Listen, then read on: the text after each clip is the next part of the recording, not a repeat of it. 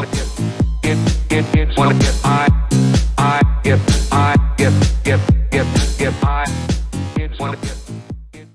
streaming. Let me get some other music on because it's boring as shit when there's no music on. Fuck you and your ads. Hold on. We get some music off of this bitch. Yeah. There we go.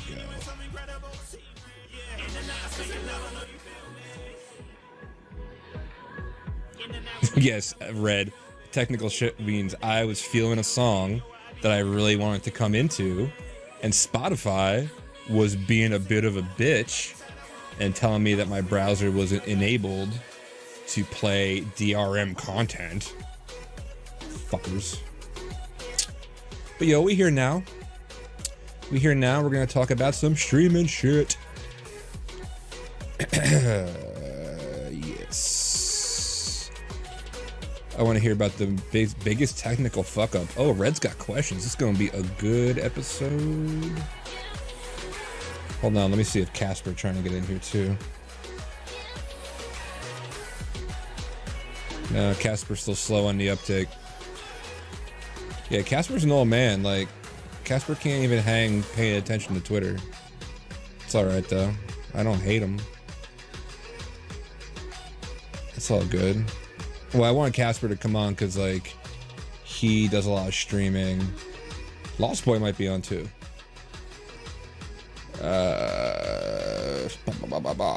Alright. Let's talk about streaming, motherfuckers. Like, why not? So I did this because I woke up this morning and had a phone call with a very good friend of mine, Mr. Devil's Voice. No, it's actually like Franklin. Like, the devil didn't wake me up today and be like, yo, what's up, man? Teach me how to stream my fucking seances and shit. Yeah, Casper is dope. So, here we go. Red, if you have a lot of questions, you want to just come on with me? Like, you can come on with me, and I'll send you the Zoom. It's up to you. But, what am I going to share? I'm going to share they. God damn it. Casper, check your signal, bitch. Hold on, I'm gonna be sharing my screen in a second. I gotta make sure I close all my sensitive shit. No. There we go. Move you over here. And oh fuck, there he is. Yeah, I'm here somewhere. Just give me a second. Yeah, your audio sucks. Just give me a second. Your audio sucks. Does it? It was like popping and stuff. Does it? Okay. It was like popping and stuff. Why am I getting an echo from you?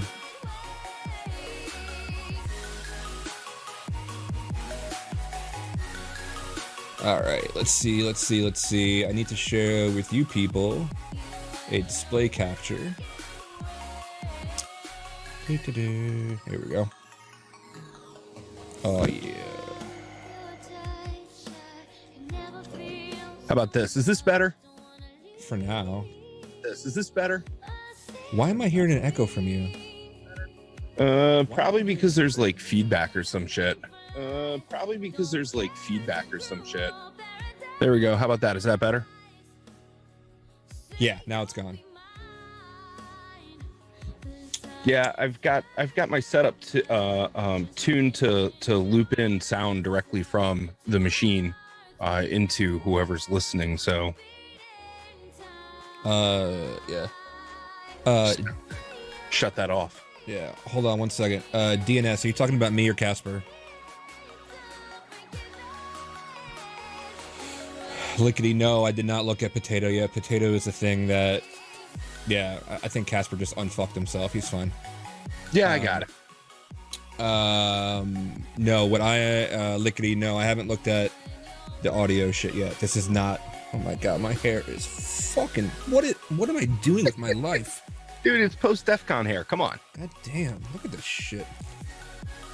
You got like a hat or some shit around here. God damn. All right, people.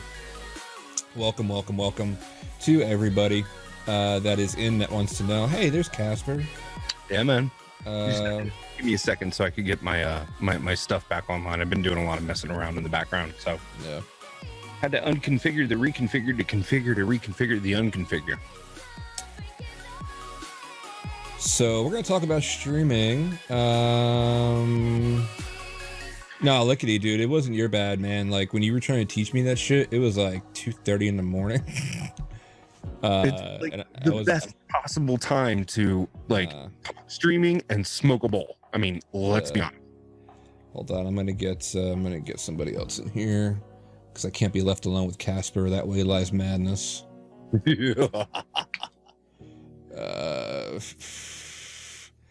So while I'm getting set up and just bullshitting, this is gonna be like not like my regular streams or any more fucking organized, but while I do this is gonna be kind of chaotic. So if you're in here and you're curious about streaming or you have actual questions, I swear to God I have no agenda. I don't even know how long I'm gonna be on the night, but if you have questions, I'm more than happy. And if I don't know it, perhaps Casper might. You know, I don't know, long shot maybe, but what is a computer? A computer? I don't know, Casper, what's a computer? It is a thing that does stuff and allows us to have fun with cybers. All right, I'll allow it. I do want to make a shout out to Narfi and Nouse. Hey guys.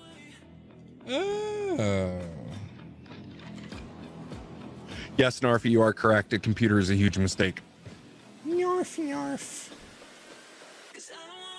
So I'm gonna stick you up in the corner. That works.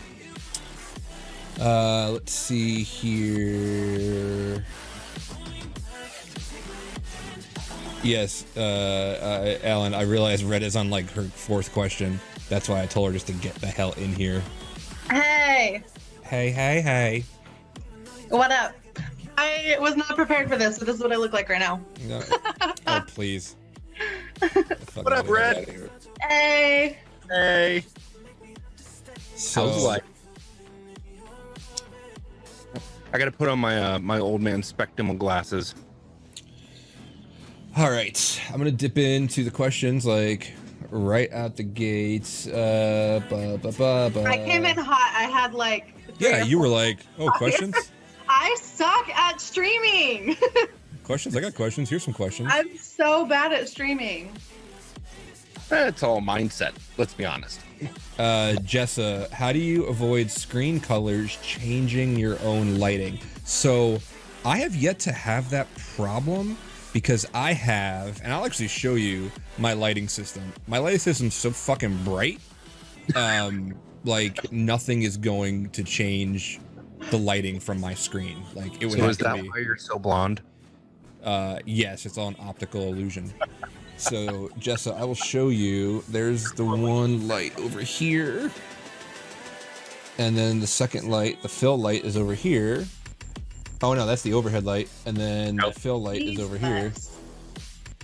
So, if you want to avoid that, like, you definitely need some compensating controls for your lighting.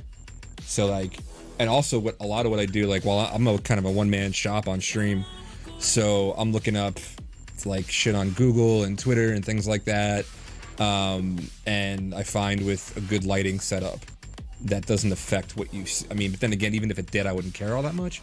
But yeah, you can also get like a ring light, like TikTok famous people have, and like the ring light will like go around your camera. It's this big, if you can find one. People have bought them all up for TikToking. But yeah, that helps.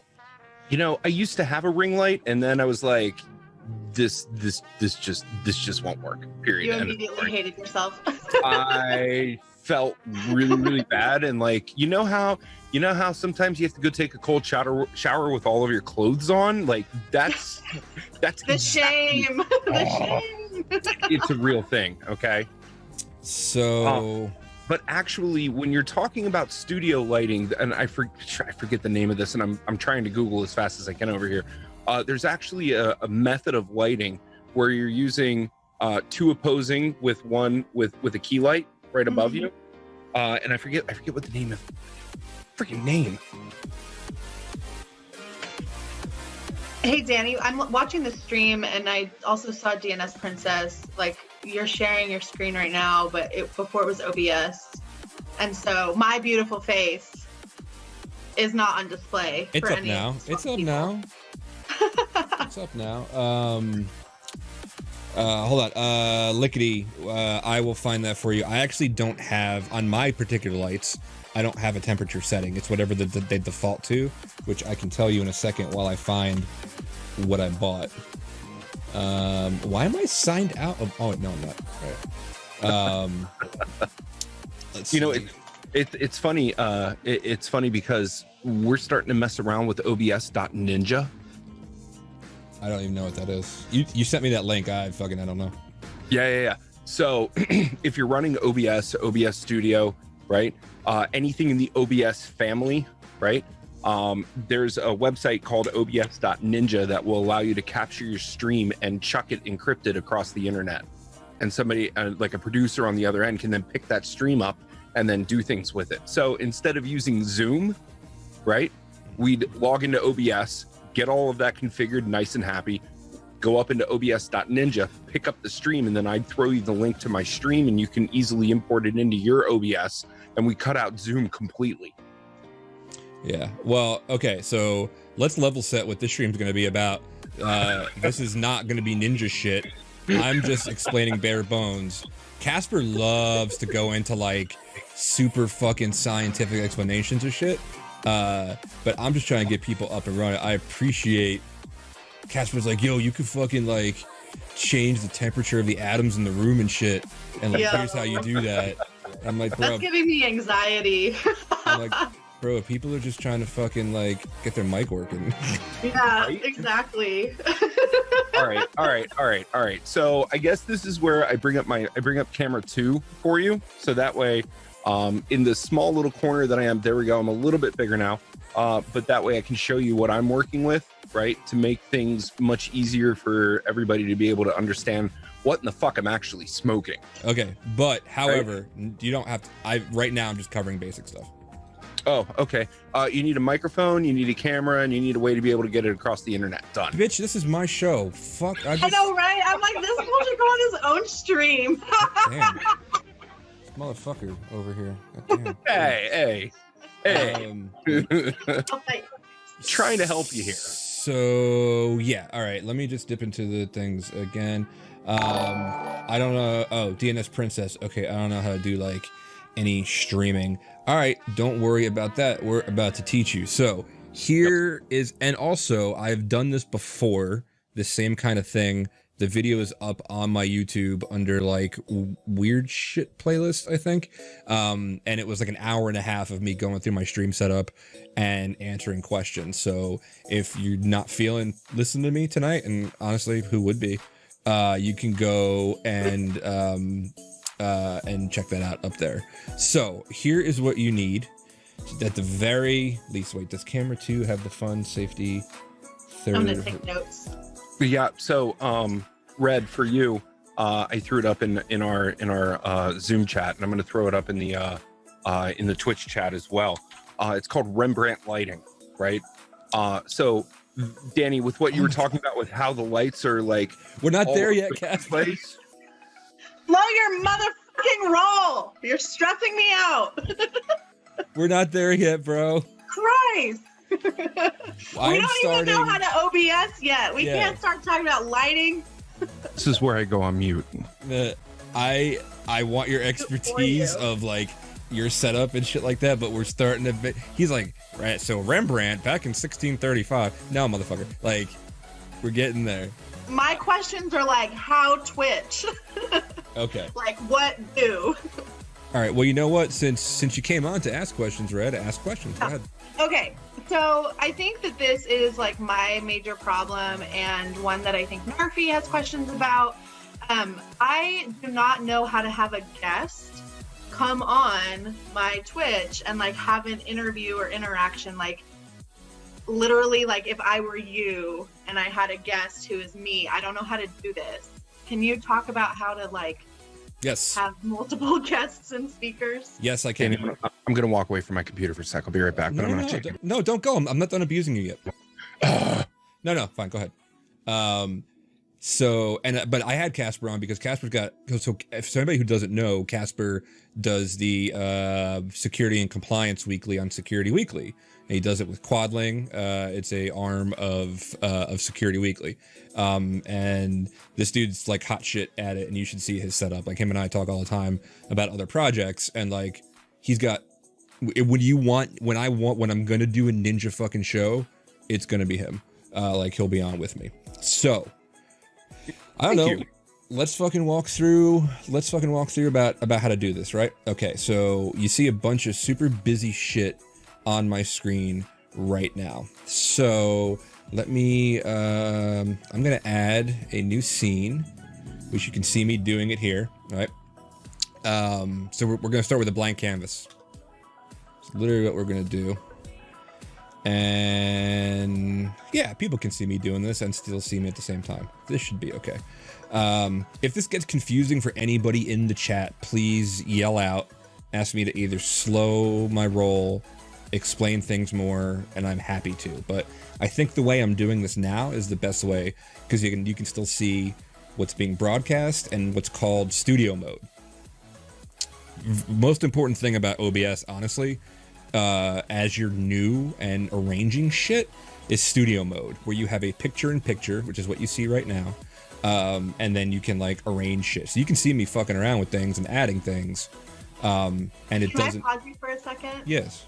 So as somebody who has used OBS, how do I get into studio mode? Because I've never seen this. Okay, so I believe, and yes, much like me living in the Northeast and thinking East Coast time is the only time that matters, I use Streamlabs OBS, which is on Windows. And Streamlabs OBS is the only thing I think that matters. Some people use other ones like XSplit or whatever. So Streamlabs OBS has this. So this is the button on Streamlabs OBS. It is right down here. I am tweaking it like a nipple right down here. In OBS Studio, you can Google that, because I used to use it. I used to use OBS Studio. I don't remember off the top of my blonde head how to actually do that. But yes, there should be a studio mode in OBS Studio, I believe. Oh, Casper, you're not allowed to post links. Just shoot it to me and I'll fucking... My admin's locked down from miscreants like you. All right, anyway, back to the original question. All right, so how do you get guests on your stream? First, I'm going to cover, again, real quick what you need. And this is only how I do it. Like, some people used to do the whole, what was the Facebook service they just had that just shut down? Facebook Live. No, not live. It was called something. Fuck, I don't know. Circle City used it, I think. Anyway, it's gone, so who the fuck cares? But here's how I do it. You need a way for the audience to see it. That is a Twitch account. That is where I stream to. You can also do YouTube Live. That's cool too. You need your software to get out to the world. This is, in this instance, I'm talking about OBS, Streamlabs OBS. Streamlabs OBS is different from OBS Studio. If you are on Mac or Linux, you're going to be using OBS Studio. If you're on Windows, you are using Streamlabs OBS, Slobs for short. Yes, there is stuff like XSplit, and there's a few others, but I'm not going to touch those here because I don't use them. So, and I love Streamlabs OBS. I think it is fucking... Oh, Mixer. Yeah, fuck Mixer. Streamlabs is dope, and I'm going to show you why it's so dope. So you need that, and then the basic equipment, camera, microphone, and then I'll actually go through a quick setup later about how to make everything work together. Because then you gotta put like your stream key in and shit like that. Not that hard, few steps. But back to your original question, Red, is how do you have guests on? In order to have guests on, you need a way to have them on. Speaking of which, I thought I was gonna have Lost Boy on, but maybe he's not down for it. I don't see him in the chat yet, so that's cool. Lost Boy's busy man. Like, that's perfectly fine.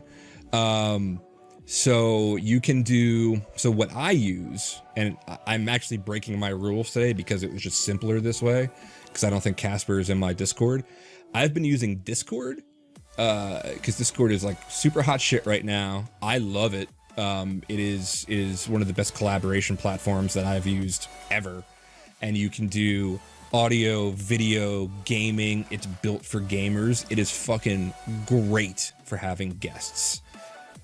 But to start with, like I'm doing tonight, like the Judas I am, I'm using Zoom. So you need, and how I did it for a long time, I use Zoom.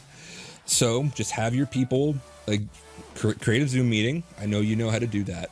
And then share the link with your guests. Have all your guests come into Zoom.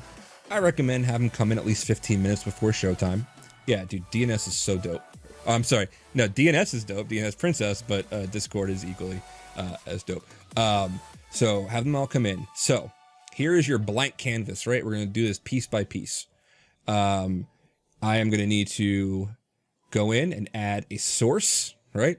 And honestly, once you do this a few times, you're going to be like, oh shit, I get it. And then you can just play around with all of these.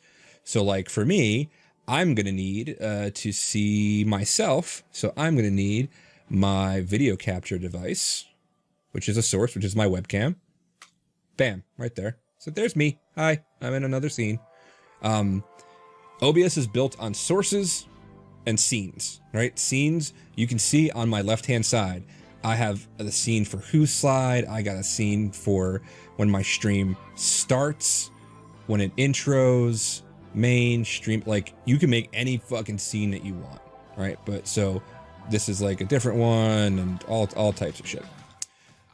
So new scene, there's my thing, right? There's me. So now I got to get my guests in. However, as we see, we only see video in this particular scene. If I were to switch to this right now, nobody would hear me. So then building that scene, you got to add your audio. So that's going to be an audio input device, right? Another source, again, same thing. Source to a scene. Audio input capture. Add source. I have mine already made, but you might, if you're starting from scratch, let's do it from scratch. I'm going to add a new source instead. I could do the pre-selected shit. Don't feel dumb. This is. You weren't supposed to see that. That was to the audience. The chat is literally. How could I not see that? Okay, that was dumb. Whatever. Of course I can see the chat. So anyway, where was I? Yes, I'm adding a new audio source. That's going to bring up another box, and then it's going to detect whatever you have. So for me, I have my microphone, which is coming through my mixer over here. If I had like a integrated mic, it would show up here. It also picks up the microphone embedded into my webcam, right? So you just figure out whatever you need. So I'm going to add that. And now you can see I have my audio input capture. It is, you can see my meter going up and everything is awesome. Lothman says, I streamed before, so anyone can, yes, literally anyone can do this. There is a tiniest bit of a learning curve and then learning integrations between, you know, 3 pieces of software, which would be like Twitch, OBS, and things like your fucking Zoom or whatever. But once you get those down and fight with them enough, like, it takes no time at all. Anybody can do this stuff. I am not a fucking Can I pause you again? Huh? Can I pause you again? Yes, you can pause me again. I'm so sorry to interrupt you. Thank you. So if you were to click over to this scene right now and have this be the settings for the video. Mm-hmm.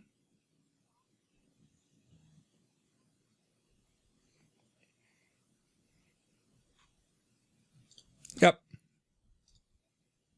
Which I actually just did that by accident, so they didn't actually hear what you said. They can't hear me now? No, now they can. So fuck, I was gonna like say something stupid. So like literally what she said, because you missed it because I switched scenes, was, so if you switch to that scene right now, they would only see you and not me or Casper, and they couldn't hear me. And naturally, that's exactly what fucking happened. I said all of the secrets. Yeah. I dropped so many Odays. So many. So anyway, I'm gonna go back into this new scene, right? So now we got the visual, we have the personal audio, but now we're gonna need the audio of your guests, right? Before worrying about seeing them, how are you gonna get that? That means you need your system audio. Now, this is not the only way to do this. As Casper will tell you, as he probably has set up, and Lickety will tell you, there are advanced audio mixer fucking settings and shit and chickens that you can, as you get more advanced and like have separate audio feeds. That is super in the fucking weeds. We're not talking about that. We're talking about basic bitch shit here. So you need your system audio. Don't call me a basic bitch. I'm not calling you a basic bitch. I'm calling just the skills are basic bitch. God damn, he's sensitive. All right. Add a new source. Now you need the audio output capture, right? It's got to capture whatever the output of your system is, right? So audio output capture. I'm gonna hit add source. Add a new source. Why not? And now it's gonna be like, all right, cool. What do you want? And oh wait, I hit the wrong shit. My bad. Hold on. Get rid of that. We need audio output capture. There you go. I already have one in here called system audio, right? But I'm gonna add a new one just for shits and giggles. It's gonna default. I'm gonna drop it down, and I know that my thing is called USB audio codec because it's a USB or it's a sound card within my USB mixer, right? So those are going to be my speakers, the output, and that's what's going to let people hear. Now, as I add this, you're going to see that meter go crazy because I'm also playing music. So I'm going to add that. It's going to show up here. I mean, it might not go crazy, but so if I shut up, you still. Yeah, go ahead, say something.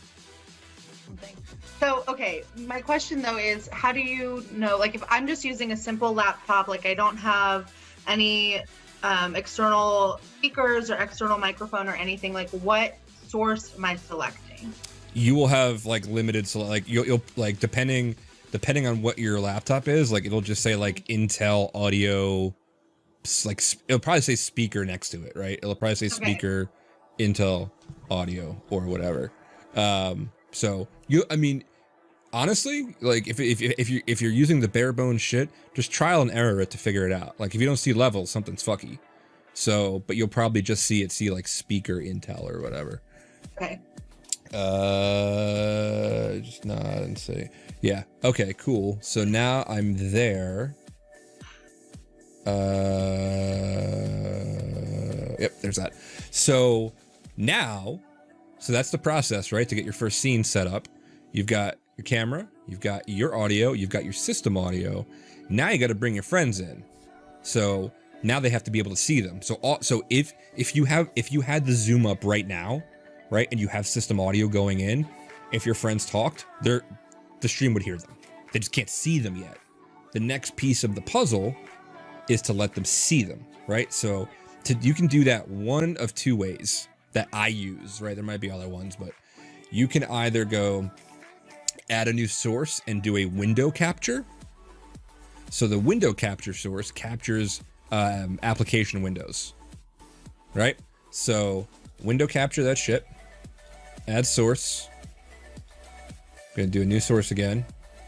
And then it's gonna drop down, like here are all my active things that I could possibly add. I got a bunch of Microsoft, I'm sorry, yes, I have Microsoft Edge open. Nobody was supposed to see that. iTunes, so I could add whatever I want. I got fucking PowerShell, whatever. But I need to find Zoom. So I'm gonna go ahead and pick Zoom. There you are. And it previews it. Like if it doesn't show up, pick fucking something else. Like if I had picked this, shit wouldn't be working. Or if I had picked it, whatever. So the preview is nice here. Hit done. Gotta probably resize it when it comes in. And now here we are.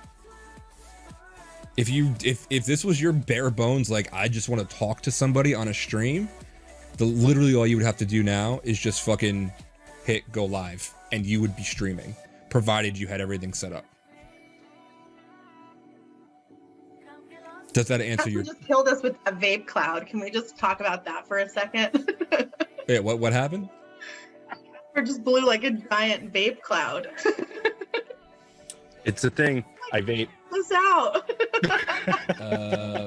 blah, blah, blah. Oh, somebody in chat had asked, do you already have a ring light set up? I don't have a ring light. I have a 3-point, what's called softbox lighting system, which was, I actually posted the link earlier up in the chat. We'll talk about that later. Let's get back on track. You yelled at me a number of times about talking about lighting and getting ahead of shit. Come on. Well, fuck out of here. I know this is your stream, but goddamn, you're killing me over here.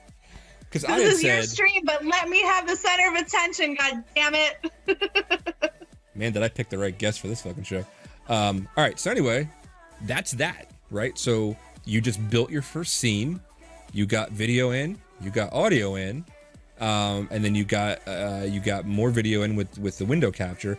Now you could also, provided you have extra monitors, just do a full window capture, and that will capture, or not full window, a full display capture, and that will capture the entirety of your display, which is what I'm doing now on stream. You're seeing my gaming monitor. Ace for Predator, flex a little bit. So, hey, Danny, how do you separate people into their own little windows? Excellent question, my friend. Herein lies a bit of a pain in the dick, okay? If you only have 2 people, right, or 3, or even 5 is manageable, right, you can do this. If you're like me and love talking to like 20 fucking people at once, and is trying to like corral and catch, like when Lintile and I do our games and we have contestants and there's 25 fucking people on screen, doing this is very cumbersome. So here is how you do that, right? For a very, very few guests. I have not solved this problem yet for multiple guests. So caveat that, but very simply, right? You saw how I added the window capture of Zoom, right? Cool. But it could be a little cumbersome, right? Because like there's fucking negative space here. It doesn't quite scale. If I had like background frames and shit to like frame the picture, it wouldn't quite, whatever. So yes, you need them separated. All you do with that is you copy that source, right click, and it's literally click and paste, right? Copy, paste reference.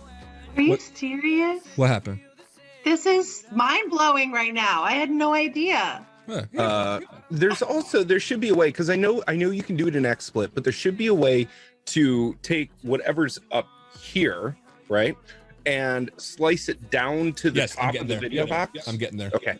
Blowing my fucking mind, y'all. Yeah, so now that I just did that, right? Now I got 2. Look at those pretty motherfuckers, right? So when it comes to resizing windows, write the shit down. Your 2 most important keys are Shift and Alt individually, right? If I just wanted to crop, it is Alt and drag. Alt, click, drag, right? So now you can see me Alt, click, drag, resizing that shit. And now the lovely Alkaline Red has her own fiefdom of gorgeousness right up here. And then I do the same for Casper, and he has his own fiefdom of what the fuck is that down here. I mean, Danny, can I ask a question? Yeah. Wait, well, hold on. What does the shift button do? I'm getting there. Sorry. I'm getting there.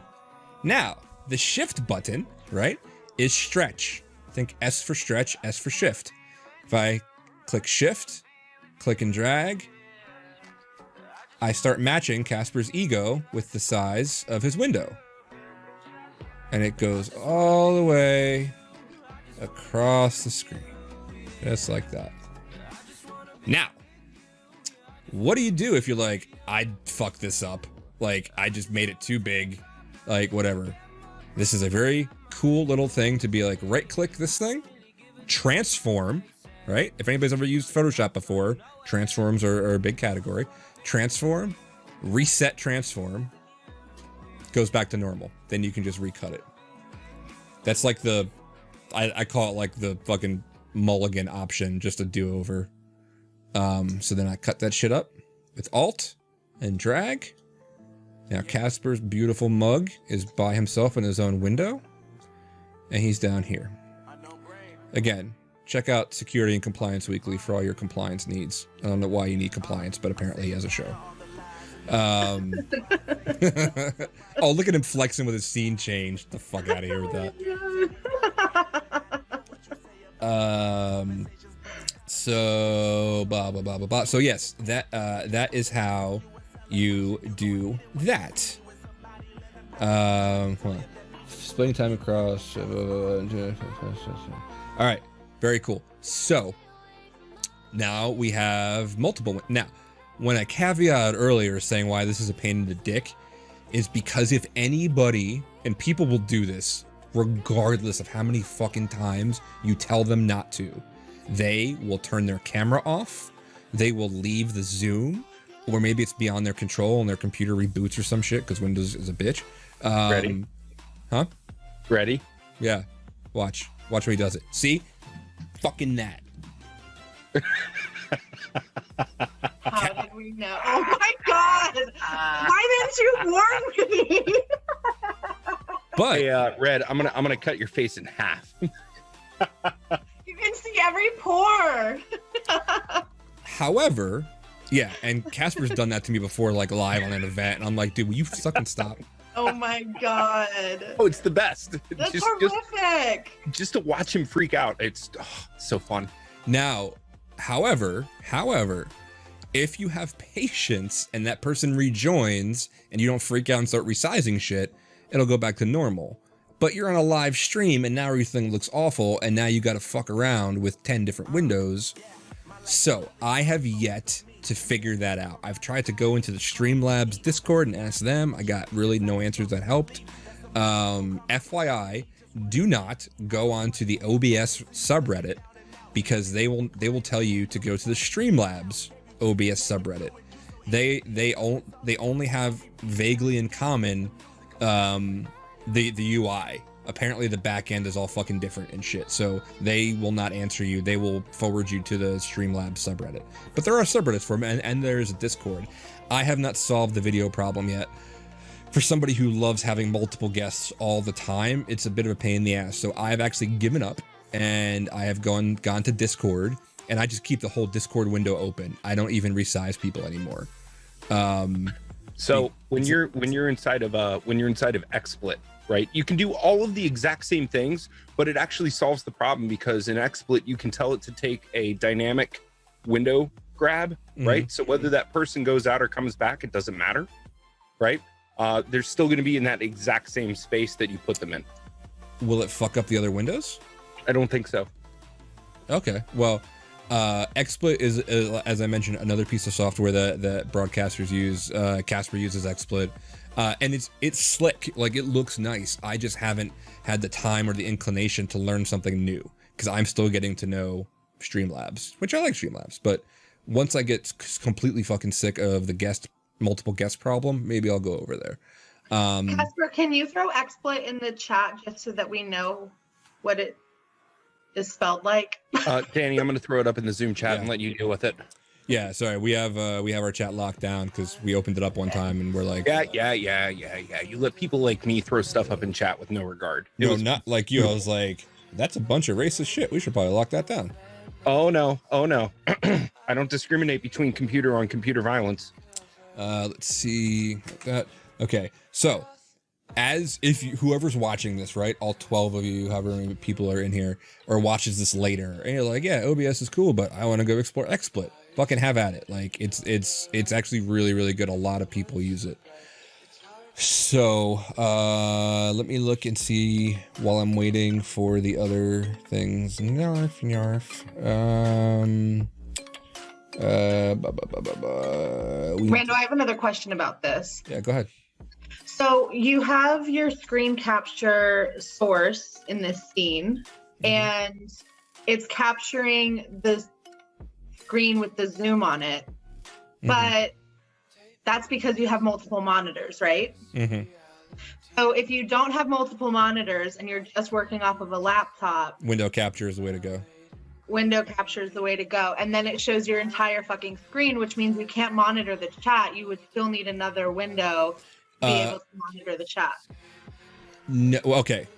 Let me break that down for a second. So if you were working on a single laptop screen all of your sources that you're going to be using as elements in your scene, and I'm working this out in my head, are all going to be the window capture source, right? So they're not going to see your whole, because it's not window capture and display capture are two different things.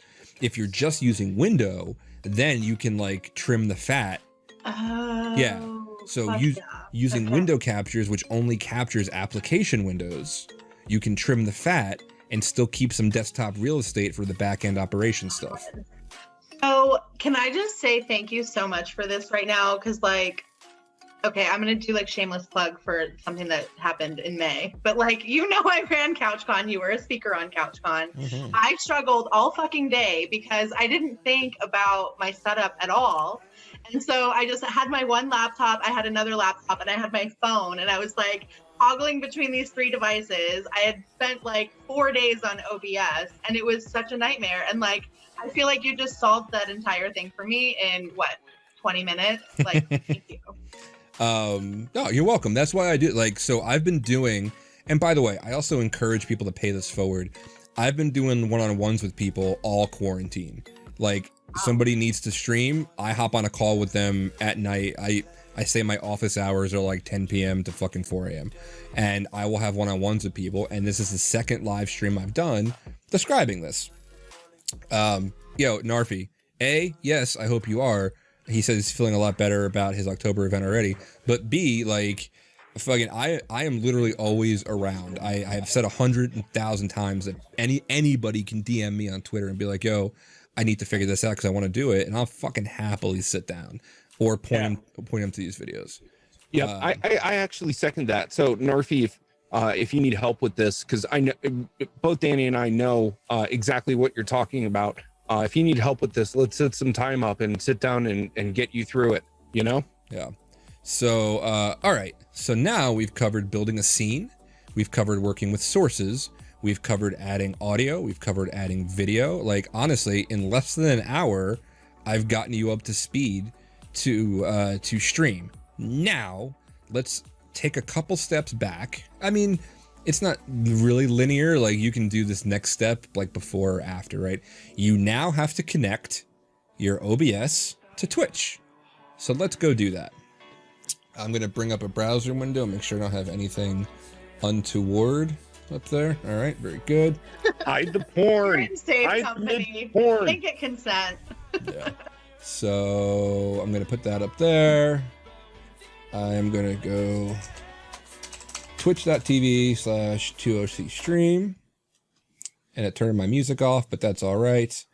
So I'm going to go, and now you can see we're streaming. Like, this is so meta.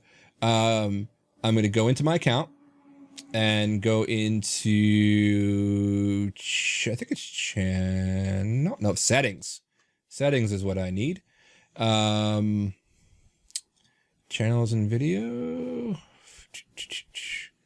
Preferences. Here it is. So let's do that again. Click your little thingy here of your avatar. Go into account settings, right? Channel and videos. And believe me, there's nothing going to be on here that anybody's going to be able to see, so I'm fine. And then under preferences on channel, your primary stream key is going to be right there. And then you just copy that, right? Hey, can you show us your primary stream key? I mean, I'll not at the, no, you know what? I was almost going to, then I'm like, oh, no. Damn, almost had you. I know. Let's see. Blah, blah, blah, blah. Okay. I should have asked because I'm the one asking all the stupid questions. There's seriously, this shit is not intuitive. Once you get to know it, you're like, oh, okay, now I get it. Like, like I said, tad bit of a learning curve, but it's not obvious by any means. If it was obvious, everybody would fucking do it. So here's the stream key, right? This is the golden nugget right here. So you're going to copy this, right? Then you're going to come on back to your settings in OBS. Again, this is going to be in a different place in OBS Studio than it is in Streamlabs OBS. So going to go in here into stream. You can't really see it in here now because like I can't change these when I'm live. I wish it would let me just see it, but there's going to be a setting in here to input your stream key. And that's it. And you'll know if you fucked it up after you go done and go, this button will say go live. And it'll say, oops, can't do that because stream key doesn't match. Like, oh, I fucked it up. And you'll go back in and you'll change it. That's it. That's how you tie OBS to Twitch. Do you want to come stream dongs? Yeah, I'll stream dongs, Narfi. I'll stream dongs to you any day. Is that what those asterisks say? Oh, what? Do you see asterisks when it says dongs? Yeah. Oh, that's funny. I was thinking, like, do you want to get stream fucked? Because that's how you get stream fucked. But I was over here brainstorming. I put my music bound count because so coming from a radio background, I hate what we called them music beds, is having beds underneath you, like to listen to shit and like fill the void. I hate not having it. There we go. That's much better. So, another tip. If you are like me and you want fucking music underneath you, make sure you Google for non-copyrighted, like safe material, or else Twitch will mute entire sections of your stream, and it's going to be a real pain in the dick. So my favorite is the one you just saw, which is non-copyrighted songs 24/7 gaming music live stream. I love it. It's just nice little ambiance underneath it, and I use it all the time. And I've never gotten dicked for it like once. So I used to get fucked over all the time, and I would get like hushed parts of my stream. Are Casper and I supposed to hear the music? No. Okay, so that's an interesting thing too, because you have it capturing the audio just from that window without it actually playing for us to be able to hear. Right, because that's a separation of Zoom. Now. Got it. Think of it as elements. Yeah. Now, what you can do with Zoom is you can share audio only. So, you know how you do screen share in Zoom? Like sharing your screen or whatever? There is a section when you go share and the advanced tab, and you can either share full screen, partial screen with audio, or audio only. So if you wanted your people to hear your music, like you can absolutely do that through Zoom, and you can do that through Discord too, because Discord will share everything that's going on your system. But it won't share the microphone and the audio from your system at the same time. No, it will. Oh, cool. Yeah, like they'll be able to hear what you hear. So yes, I used to do that shit all the time. If my guests really cared about hearing my audio, but then again, my guests probably had their own audio going, like that I wouldn't be able to hear that they hear, like. So on my big group Zooms, like I play my own, I used to do this big group Zoom for a certain group of people, and I would always play music. I'd share music, and then one day somebody was like bitching about it, and I was like, fine, I'm not gonna fucking share anymore. I'll just play my own music. I'm gonna scroll through. If you have other questions, Ray, go ahead and ask them while I scroll through chat again. Yeah, So- my questions are now, like, I'm very clear about the audio input and the window captures and all of that. I think the artwork piece and the transitions are the two questions that I still have. Yep, we can talk about that. Casper, you're about to say something? Yeah, I was going to say there's actually two ways to hit that, right? And one, you can do it through Zoom, or two, you can have a hardware override, right? Like I use a hardware override for my music in the background, right? So you're hearing my voice now, right? And I'm just watching on Danny's Twitch or OBS, right? He's still playing music up on OBS. Danny, do me a favor and pause your music. I don't want to. I know, shush. Yeah, okay. All right, and then I can do a hardware override, and you can hear it. Oh shit! Yeah. I want that. Well, fuck So, me. All right. What I'm doing, and when we get into the hardware and we start walking through the hardware, and I'll show you how it's configured, I'm actually pumping it into the Focusrite, which is taking my microphone plus the sound out of the computer and smashing it together in the same stream. Yeah. Again, Casper got the ninja shit. So we're gonna cover that. There is another chat or another question in the stream. Red, I'll get to your next one. Yeah, we'll get to that. Trust us. Red says, there's another Red in the stream says, do you use an Elgato Stream Deck or anything similar? Any recommendations? Yes, I have. Yes. Hold on. Yes. Hold on. I got 2 of these motherfuckers right here. one, and where's the other one? Please be wearing pants. Today I am actually. Where am I at? Yep, I know there. it's Saturday, but please be wearing pants right I now. got two of them. So I got this big one right here, which is the 35 key, I think 35. And this is like a 15 key.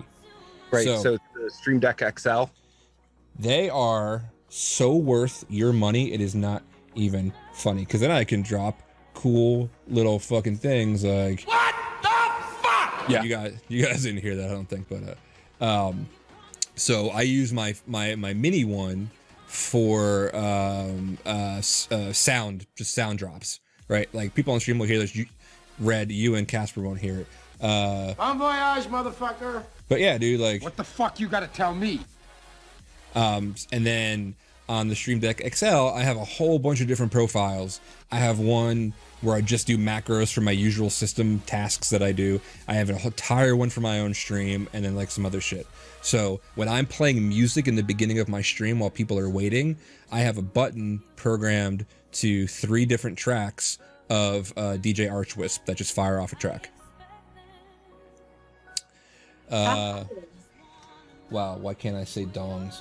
I honestly, Narfi, like our settings are still set up from the Bucks for Belize thing, and one of my trusted admins, Zach, really set the asterisks pretty high.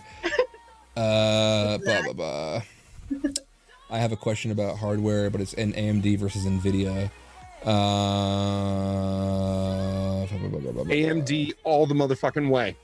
Period. End of story. All right. Okay. Here's the thing. I don't give a fuck. I just built a brand new stream. You know what? I'm gonna fucking show you because I can. Let me turn my camera around. This is my brand new. What's so funny? Talk to us. Hold on. He goes, Belize loves dongs. So here's my brand new Stream Beast fucking PC that I built. Right, that is a 2080 Ti with an Intel i9 motherfucker, 32 gigs of RAM. This is a fast bitch. So for streaming, is this where I say, "Oh, that's cute"? Shut up. Listen, don't fucking flex on me with yours. I know what you have, and I know what I have. I'm comfortable in my own hardware, motherfucker. So I have not so I haven't had a custom built PC in 20 years. I noticed now what I was missing, but I don't know what how much faster could it possibly fucking be versus AMD. I've had this built for 3 months now. It's run flawlessly. So I don't have a horse in the fight. Is it horse in the fight? Horse in the race? The race. Yeah, horse in the race. Dog in the fight, horse in the race. Horse in the fight. Can you imagine always the size fight? of the dog in the fight? Old MacDonald had a farm. Why do you have that with an arm's reach? Duck in the fight. Yes. Red heat. I'm sorry. The type is really. The ant. Yeah. Oh, red the ant. All right, ant. Yes. Red ant. Qualify all of this with like, while I love Linux and I have fucking systems out the ass, my main monogamous relationship right now is with Windows. So yeah. So my Intel, fucking, I love it. I got fucking nothing wrong to say that. But if you're using a different architecture and a different operating system like Linux, I am not the expert there. So it could be AMD, could be whatever. I'm going to take Red the Ant's word on that and say, AMD. They had also asked me tell us about my configurations. All right, you want to see my configurations on my Stream Deck? Let's do that shit. Because we're here. We're queer. Get used to it. Now we are. Seeing that we were just talking about hardware, is this where I interject mine before you move on to the Stream Deck? Go for it. Are you sure? Just fucking do it, because you're not gonna be happy until you do it. Fine. That's part of mine. Ah, fail! You son of a bitch. I let you do one fucking thing. That was glorious. Oh wait, I don't actually have to show you this. I can that's share mine. Look at you and your RGB shit. That's mine. So it's a 12-core, 24-thread, 64 gigs of RAM, AMD Threadripper, with a 1080 Ti graphics card, along with four NVMe SSD RAID configured with a RAID onboard. Okay, I have a hardware erection. All right, you win. I'm on a Lenovo ThinkPad currently. Where's my stream? Ah, here it is, my stream deck. Okay, now you can probably, yep, you can see my deck on screen. Here we go. This is what the stream deck looks like. As you can see, if you have multiple stream decks, it shows up in your configuration. This is my regular and my XL. So my regular, I just have one profile that has a bunch of like sound fucking, no, that's not true. I have a bunch of profiles because I cycle through them, right? And I cycle through them by the handy next page button. So if you have multiple profiles, just make sure at least one of the buttons on every profile cycles through to the next logical page, and then you can just fucking cycle through them, right? So that's what I use for that. Now the Stream Deck XL, this is for my main show, right? I have a record button. I have being able to like canned tweets, right, that go. These are all my scene changes if I want to use it that way. These are the songs I talked about with Mr. Archwisp. Set KC represent. Archwisp is a good friend of mine, has been very gracious in letting me use his songs as my intro and outro songs. I fucking love him. Check him out, DJ Archwisp on SoundCloud. So that's one profile. The next one is my master one, which like honestly is not that great. I haven't filled it out yet. But if I have to load Camtasia, Streamlabs, GeForce, all that shit, Sublime Text, whatever, I launch it right from here. And I have this other one. I don't know what this is. Oh, this is what I used for Hacker Hollywood Squares with me and Lintile. Where I would have to like place X's and O's over boxes to like X somebody out of the whatever tic-tac-toe board. So I configured all of those images in here. Then also have some audio. So that's what that looks like. Oh God, Elgato in the mail. I'm sorry. I was super impatient. So I live a block down from a Best Buy. So I will pay more for the convenience of having it now because I am impatient as fuck. Let's see. So, you can see my. I have another question about all of this. Oh, yeah, One yeah. of the questions that I have is about transitions because obviously you have your Archvis music that you play when you're doing Who Slide. You had a whole thing for Who Slide, and like you do your outro and like the stream is starting. Like I may have seen one or two of your streams before. Do you use the like this Elgato stream deck? Elgato stream deck for your transitions? Or like how does all of that work? Okay, cool. Let's talk about scene transitions. Desert Gator, I am going to answer that in a minute. Actually, I can answer that while I'm setting this up. What are the benefit of launching apps using the Stream Decks? Me being lazy, like I have my gaming monitor, a widescreen monitor, and then a TV up here as like a third monitor. And depending where my fucking mouse is, like it's just an annoyance for me. So if I'm like, I need to launch Camtasia, I don't want to find where my fucking mouse is and like have to find that shit.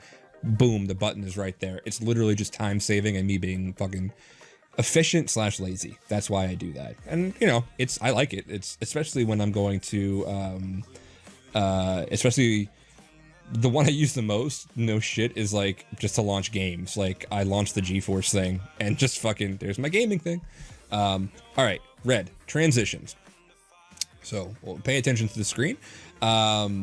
In studio mode, right? This is how transitions are used when you're in the studio mode of like, here's the edit and here's what's being broadcast right here. When you want to hit this transition button up here, you want it to look as smooth as possible. If you are editing in live, like in prod and just having one window, it's going to look jerky and it's going to like, boom, here's my shit. And like, it's fucking jarring. So you use transitions. So to do that, under scenes, right over here, there's a little pinwheel. Go up in this bitch and here's your transitions. And then just pick the one that you want. I have one set up. Casper and I did an event called Pros vs. Joes. and they have their own what's called a stinger, and that's like a full fucking radio slash video. I love stingers. Stingers are great. Oh man, you know what? So here's the thing. So now pay attention to the different ones I'm about to do. So right here you see the fade, right? So I have it set to that, and watch as it transitions. Fades very nicely. Whoa. And now I'm gonna go back and do this again. we got Danny set up with some wizardry. Yeah. Now, if I want to do something a little more fucking jarring and fancy, this is a stinger, which is nothing but a dot MOV, right? A movie, right? You can use that as a thing. So there's that. If I choose this, watch this bullshit. I'm gonna like be all. I'm so nervous. What's gonna happen? Wait for it.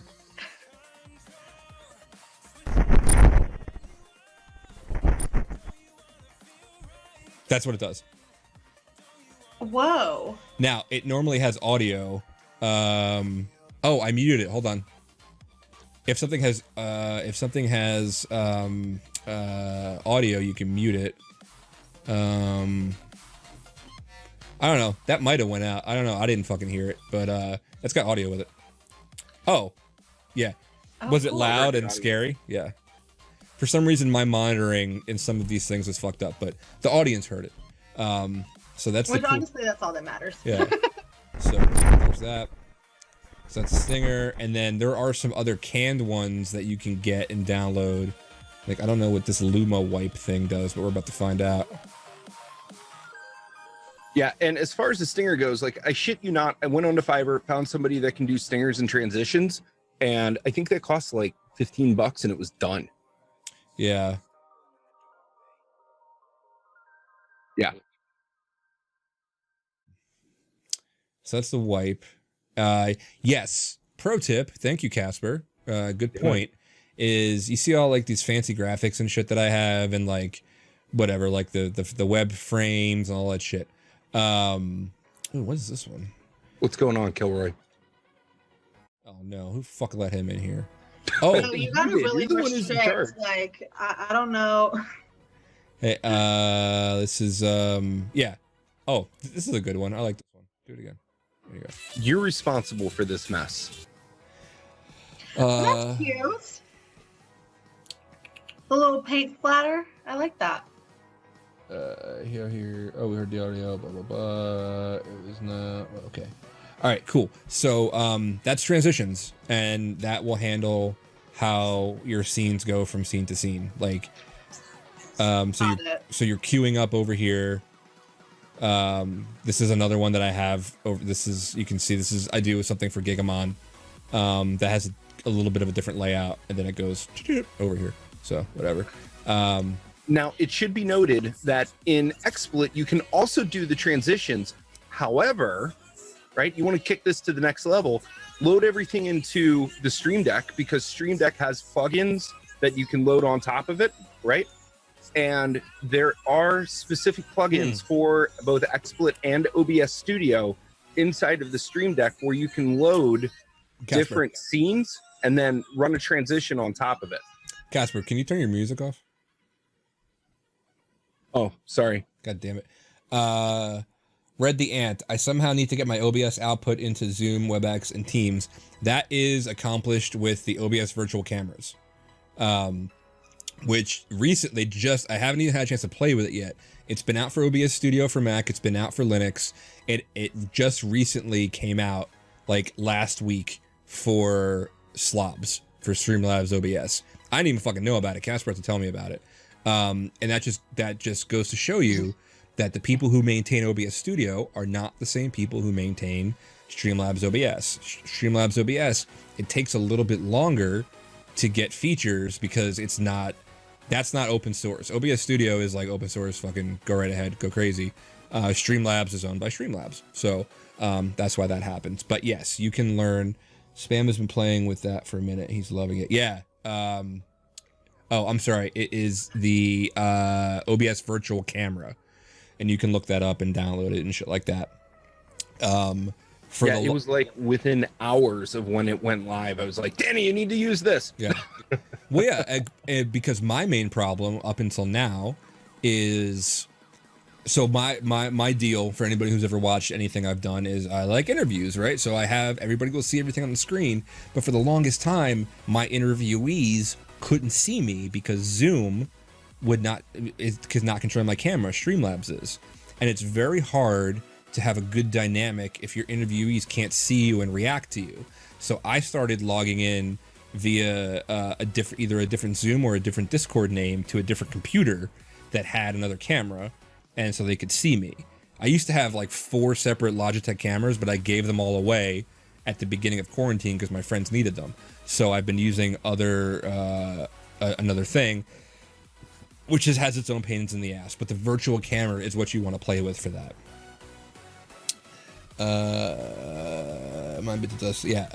And for cameras, like, it's super hard. So I use a Logitech C922. I love it, but they are very, very hard to find. And if you do find them, they're hundreds and hundreds of dollars, which is a fucking ripoff. People have just resorted to going to like DSLR. If you can afford it, sure, because they're not going to run out of DSLR. They're too fucking expensive.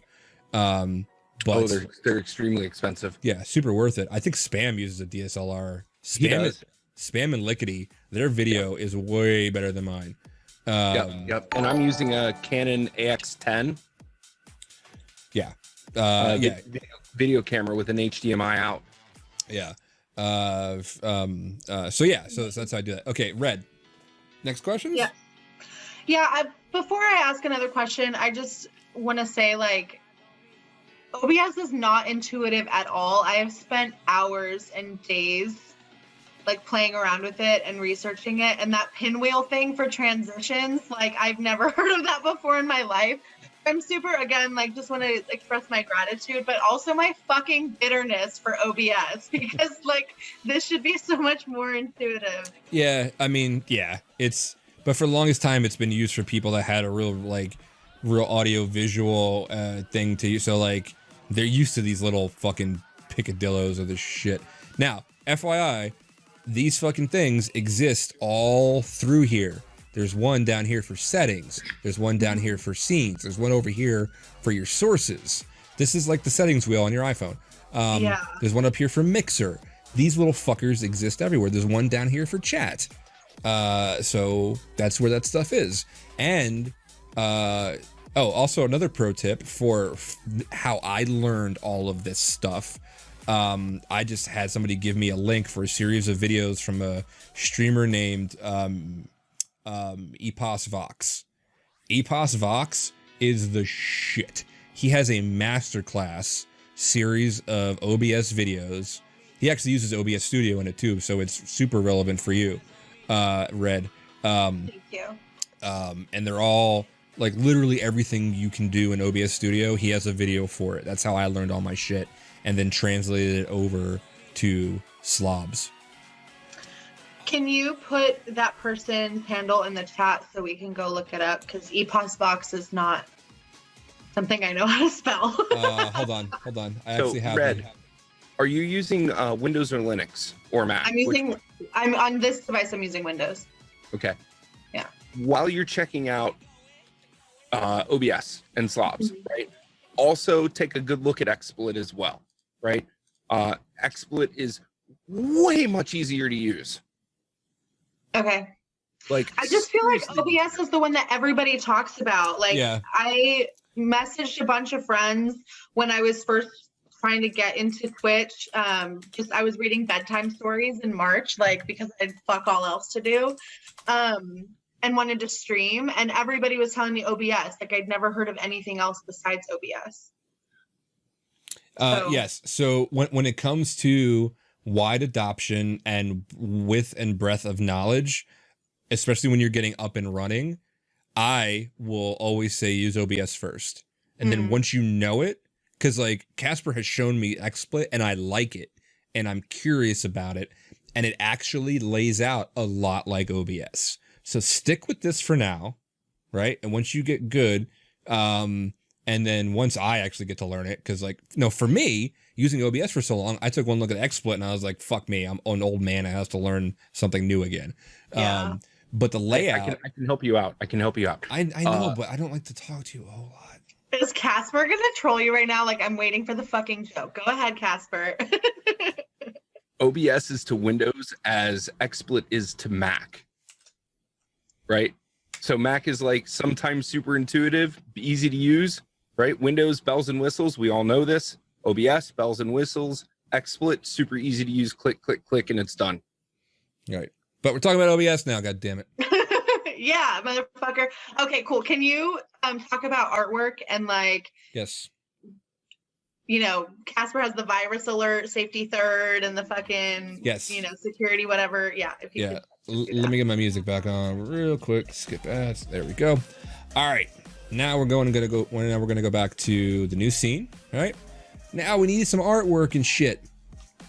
We need to go add an image, add a source, and I'm just gonna use my usual background, right? So, well, no, again, for sake of learning, I'm gonna add something new, right? Yeah, I was just gonna ask. Thank you. Image, add new, add source, and then it's gonna come up with your usual image file, or your file browser, you know, whatever you want to do. What pictures are we about to see? Let's use this one. We're gonna use Lintile as a unicorn. That's amazing. All right. Oh, everyone, if you don't follow Lintile already, go follow him. He's trying to get to 10K. Blah, blah, blah, blah, blah. So now you have an image, but why the fuck is it above everything? Well, sources work in a like hierarchical, however you pronounce that, order. So all you got to do is move that motherfucker all the way down, because these can be clicked and dragged, and it goes behind everything, right? What? That's for Narfi. Oh. Sorry, I thought I was still fucking hidden.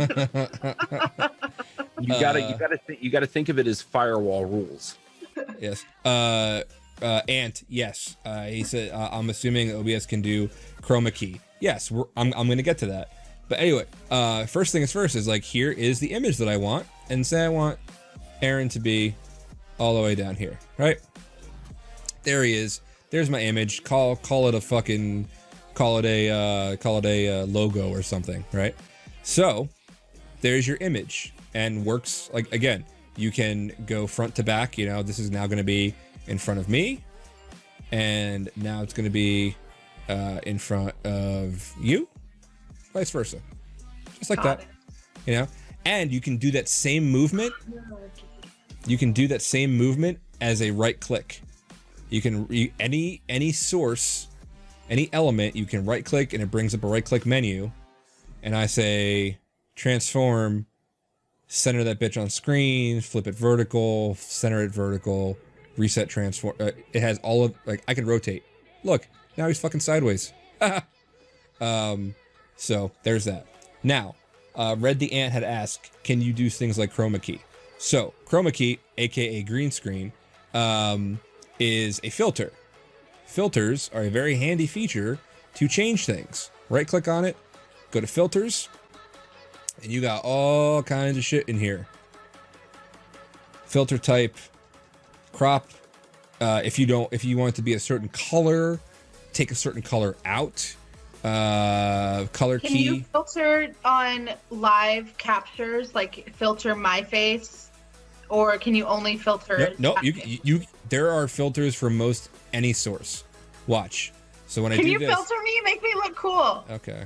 Well, I don't know Cooler, if it's that. cooler. I don't know if it's that kind of filter, but we'll try. So I can do this, and let's go with This is amazing. color key. Let's see what this does. I can't believe I'm willingly letting you edit me right now. I'll edit. Holy shit! I'll edit the fuck out of you. There's that. Green. Yeah, and so this is all kind of shit that I don't really ever fuck with. Yeah, that's fine. But That's good to know, though. This is super, like, this is stuff I've never known about with OBS. and also the other really important one in here is I think it's is it proper? No, it's not properties. Shit, where is the? There's one that I use all the time, and I believe, fuck, I don't remember where it is now. It's where I can change things like, oh, never mind. It's under my video. Let's go with properties on video. Oh, here it is. Configure video, right? So if you, again, right click on the source of the video and go to properties and hit configure video, this will bring up, let's see if it doesn't pop up somewhere new. Oh, there it is. It will bring up this like very basic ass Windows 95-esque slider bar system. The one, now watch my video over here, right? You see where I have my mouse right now? Circling me. The one I always change, that I haven't changed today, but is the white balance. Now watch what happens to my face. It's not as drastic, but you can kind of see where... Oh yeah, it's more blue. Now I can go this way and it gets more red. I use this to bring up, I can just go all the way back here and be like, oh, it's up, I'm blue. Yikes. But I find, and somebody else taught me this, I don't know who taught it to me, but I find that OBS will over color correct for white balance and it'll make you look a little washed out. So I am a little darker, especially in the summer. So I'm darker in the summer. And so I do my vitamin D. Right. And then I do my got any vitamin D in you? You want some? And then there's shit like the brightness. Oh, god damn it. Contrast. So that's so cool. Jessa in the chat says I used chroma key and luma key when my hair was blue to make my video pop like seen MySpace pics. Is my hair coming off purple enough? We can make it so much more purple. Yeah. So I'm just gonna kick that back to default right now. So yes, one of the most powerful things, especially for somebody as vain as you are, is the configure video under properties. So make sure you remember that. And if I were that vain, I would not be on stream within 2 minutes of being asked with no makeup on.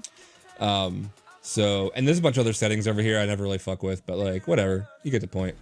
But now we're getting into like, we've got the basics now.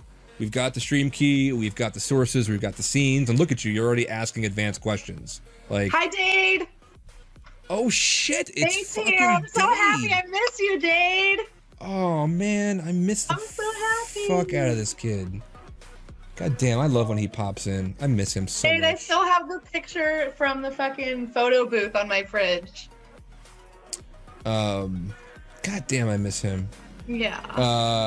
I'm gonna get all fucking verklempt. Anyway, so there's that. So now we've covered that. What else you want to know?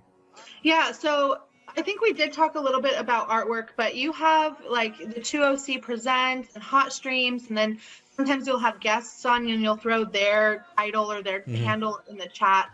Do you do that live, like in OBS, or do you just do that in a different, like image editing? Nope. All right, so and then upload it. Yes to all of it.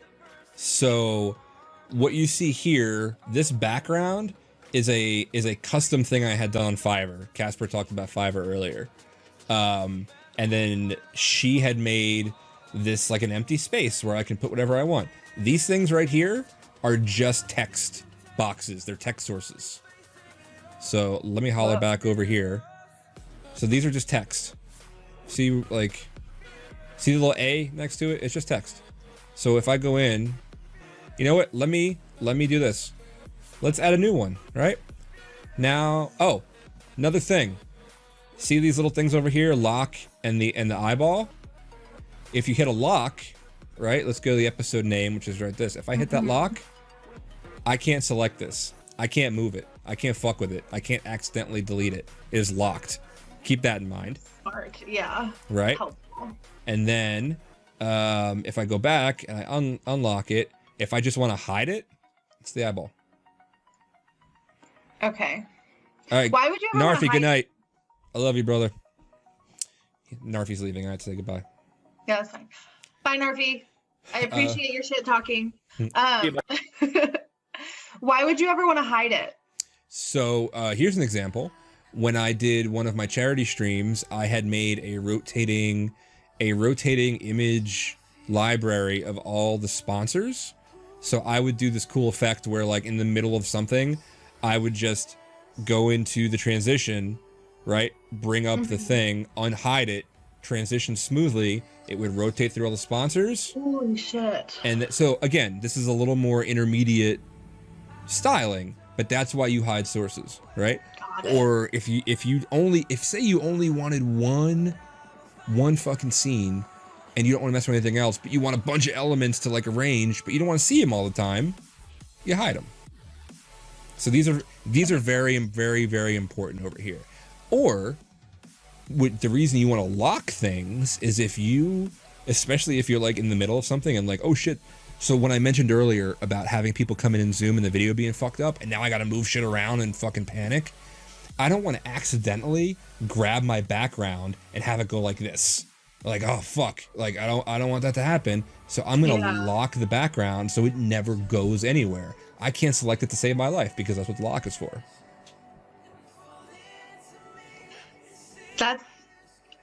This is blowing my mind again. Like, so with the artwork, I know that you had it created for you by somebody. Yes. Like the logo with the mohawk and everything. So did that person create it with the text box? This is a very stupid question. No, it's not. Oh, I'm so embarrassed. They already create it, like, with the text box embedded, or how do you add text boxes? Oh, I didn't here. fully click into that. Check it out. Add source. Where is it? Text. Add source. Add new. Now you got choose your font, choose your font style, choose your fucking text, like, hey baby. And hey. Let's talk about streams, baby. So there it is. It comes up over here. There you go. Hey baby. Right over Casper's face. Hey baby. Hey. Okay, cool. And so then, you can edit that in real time too. Yeah. So like, check it. I can go properties underneath here, right? And again, sometimes depending on your backgrounds and shit, you're gonna need to make it pop a little bit more. Yeah. And then you can go into the settings and give it a background color, right? Say I want to make the background color red for you, red. Thank you. Hold on, and then go back in. I fucked that up. Properties red, and then change the opacity or whatever. And now I got a little bit of a little to make it pop over the busy screen I have, right? So it's all in the, and then I can, like, align it center or fucking whatever. So again, always check. If you're not sure, just explore and check properties boxes.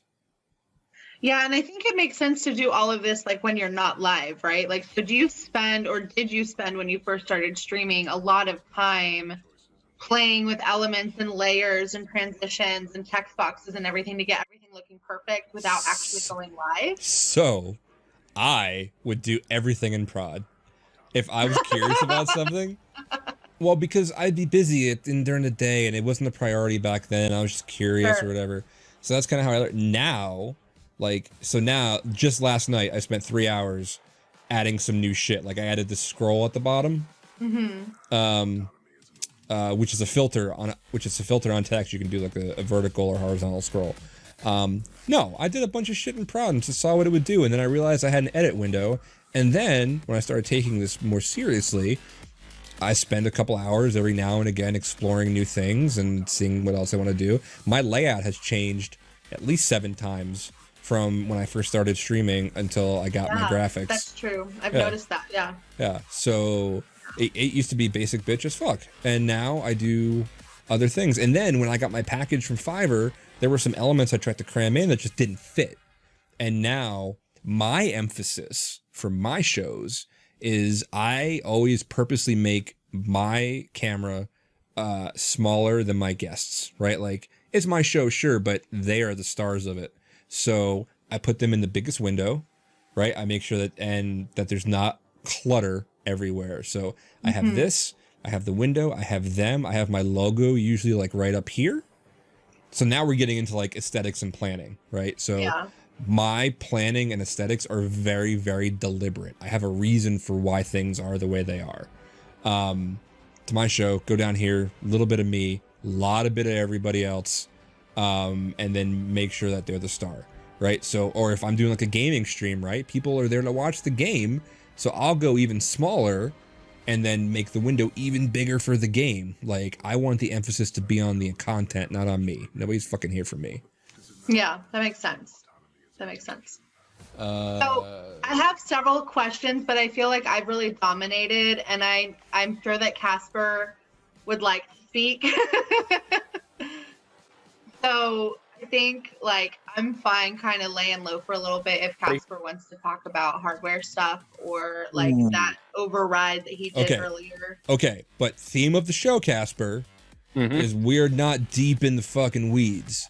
Okay, I promise I won't go in the weeds. Yeah. If there are new streamers, people that are just getting spun up, what in your advancing age and years and wisdom, yes, seriously advancing, what would you have wanted to know when you were just learning streaming that would have benefited you? I'm a little bit of a hardware vulture.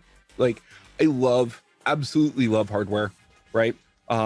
Danny, if you want to just pop me up and go full screen for just a hot second, I'll flip over to the other camera and show hardware, right? Yeah, I love hardware. Love it, right? I used to work for Discovery Channel, right? So I was the right hand of the CISO of Discovery Communications, right? So whenever we were getting rid of hardware or doing dumb things with hardware, I'd always like swallow it up into my working area, and you'd see all types of stuff in there, from servers to cameras to whatever, right? Monitors. So switching over so that y'all can see what I'm actually working with. And you asked a question of what would I want to know, right? And me personally, all the things, right? Because I know how much I can spend. I know how much room I have on my desk, right? I know how to plan for tripods and such, right? And so switching over to the other camera here, right? Let's do this, and let's see if we can't get rid of that, so that way we're not screwing with the background too much. Okay. All right, so I've got light number 1 here, monitor number 1 here, monitor number 2 here. Okay, monitor number 3 right there, monitor number 4 down here with a 34-inch monitor for my main screen, right? And I've also got my iPad Pro acting as a wireless monitor off of the system, right? I've also got another light here. You can see that. I've got a green screen behind me, which you can't see because it's black, and you know I'd have to switch the camera filter. It should be this one, and then none. Okay, there you go, green screen. And then right above me is my key light, right? Now, for camera setup and so on and so forth, right? This is my camera setup. Okay, you can't see it, right? Because my camera is actually sitting behind a full teleprompter, right? And the only reason that I need that is because I do a lot of copy and a lot of reading and a lot of voiceover and so on and so forth. But the camera is actually, I don't know how well we can see. Nope, you can't see it for shit. And then I'm using a Shure SM7B, right? And all of that goes over here to the gray on the bottom. That's a DBX 286S, right? And then off of the 286S, there we go. You can see that it's the red box, the Focusrite. And then now that's a 2i4 Gen 2, Gen 3, one of the two, I forget. But you see the blue cable going into the Focusrite? That is coming live out of the DBX, which is handling just the microphone. And then the red cable is the cable coming from a mixer that I have over here driving all of the speakers in my room, right? Which allows me to do the hardware override, right? and then the Stream Deck XL sitting right here, which I already have a whole bunch of stuff queued up in it. So when you're talking about like hardware and things like that, it depends on how deep into the weeds you want to go, right? And you My can go setup, real fucking deep. oh yeah, my setup has a I want to say I've got probably about 3,200 into the setup, right? And I'm always tweaking things and such, right? Like I haven't even in that price, I haven't even accounted for the iPad, right? And it's adjusting resolution. There's a little program for the iPad called Duet, D-U-E-T, right? And you can grab it, throw it on your iPad, throw it on your Windows machine or Mac, and use your iPad as a wireless monitor if you pay for it, right? But my iPad also doubles as the screen that I use for the teleprompter. So I'll literally sit it right below the teleprompter and then run all of my text through it, and it'll show up on the teleprompter, and you've got my full attention right here. Yeah. Right. Again, So this is for people that are coming and being like, "Yo, I got some Right. coin to spend on this. How can I get Now- crazy?" and I hear that, right? So I had to go ultra high end because of the podcasting, because of the broadcasting, because of the random, hey, let's get on 2OC stream, right? And to alleviate that, right, and bring the price point down, Blue Yeti, the Blue Yetis are wonderful, right? Any microphone coming out of Blue that's USB based is wonderful. The one that you're hearing me through now is industry standard for radio, right? It's also a $400 microphone. Okay, somebody asked how much yours was. Yeah, that's a $400 microphone you're hearing me through, right? And my voice is also being pre-processed, right? So if I turn off the process if I bypass my processing, right, now you're hearing it unfiltered straight through the microphone, and it's raw. You can hear the S's and you're hearing the pops, right? But when you go through and you actually get a chance to filter the voice, right, you get that deep, rich tone that you're really looking for. Yes, ASMR type shit. Yeah, right. So this little connector right here, right, is XLR, and that's what's running most of the setup here, right? But if you go onto Blue's website and search for microphones, the Blue line, right, either the Yeti or the Snowball. Snowball is good for budget, but I wouldn't recommend it, right? I would recommend the Blue Yeti because it's a cardioid mic, right? And now you're going to get into the dynamics of what is actually a microphone, right? Cardioid mic basically says that coming out of the microphone itself, right, it looks like this. Yeah. Right? And for reference, while Casper is talking, I'll show you guys my mic too. I have a Rode mic. Mine's like it was like 250, something like that, a little bit like that. So this is the Rode mic that you can see. This actually came with its own shock mount, which is this, and its own pop filter, which is this. I added this to absorb sound because I don't want the sound bouncing off of the fucking wall, so this absorbs it as I speak because I'm usually pretty loud. So this is like a full fucking setup right here. It is. But Rode looks, it looks a lot like a Shure mic. I have no problem. I love my Rode mic for the price point. I don't need Shure. I don't do corporate shit like Casper does. Right. Again, Casper part of the Security Weekly crew, which is like our own fucking super AV corporation. So in security. Getting back to the microphone real quick. This setup is known as a cardioid mic, right? And that's sort of what you want. So cardioid mic, actually, there's a cone that comes out, right? That I can move side to side laterally, and you can still hear me nice and clear. However, if I move back here, or even if I move back here, right, it doesn't pick up the sound as well. So one of the big tests for sound, right, that everybody can do, right, is the finger snap. Right. Oh, that's neat. And that way the finger snap gives you that pop, right? So now you can balance your microphone, right? There is software out there that you can get that you can load your microphone into that will allow you to balance the pop, right? What a lot of people have problems with when they're first starting out is how to deal with the S's and the P's and the T's, right? Because your voice does matter in the way that you speak, right? So that's the microphone. Then it's a Canon AX10 for the video camera, right? And it's pro-am-ish, right? So the AX10 is actually the bottom of the Canon Pro-Am-ish line. It usually runs about $1,200. I got mine for $750 off of Amazon, and had to get a mini HDMI to a regular HDMI cable. Now, the one thing that I'm not telling you, right? There's a big secret that I'm holding on to, and I'm going to show you here in a second. If I can find the damn thing. Okay. Right? Let's see if I can get it better. That right there, right? That is a Magewell capture card. All right. So when you're coming out of a camera like this, right? You need to be able to convert the signal from HDMI to USB so your computer can see it. Right? Magewell is usually about 300. Right? So you can see we're getting up there in the let's see here. Is this the one? Yeah, that's the one. And we're gonna hit refresh. So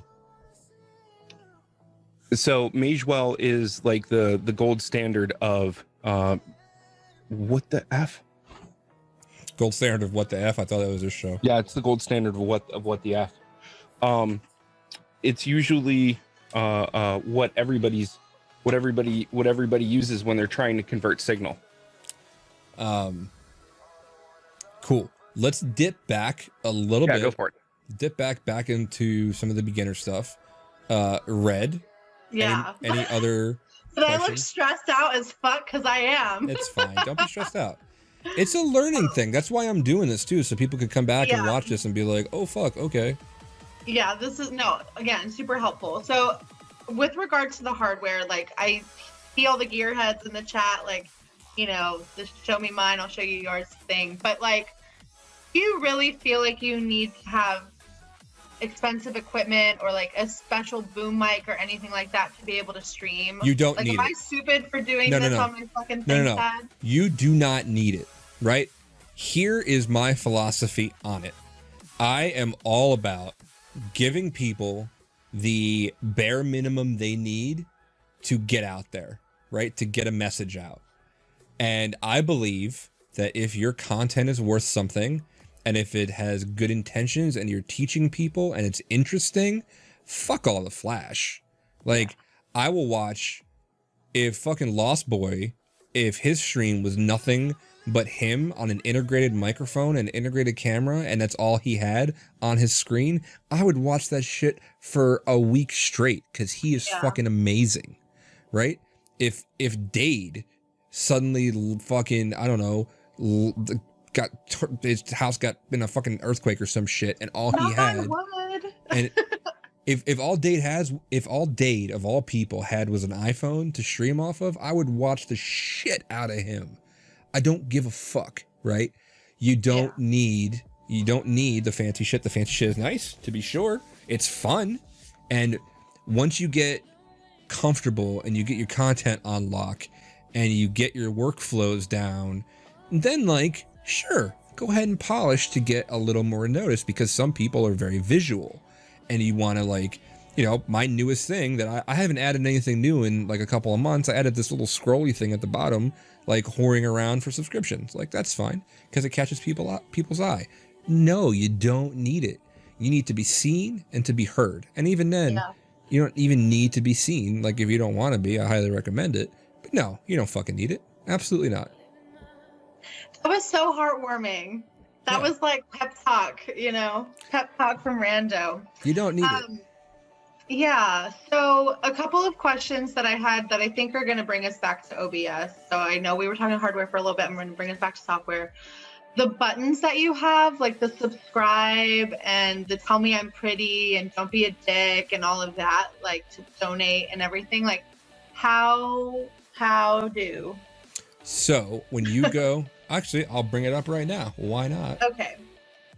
And just so you know, like, Casper's still huge in the main section. Oh, right? shit. My bad. One sec. All right, here we go. I'm going to bring up... Oh, look. I was looking at... Transitions. I was looking at Dade's fucking profile. Here we go. By the way, follow Dade. Dade does music and shit now. Like, it's fucking crazy.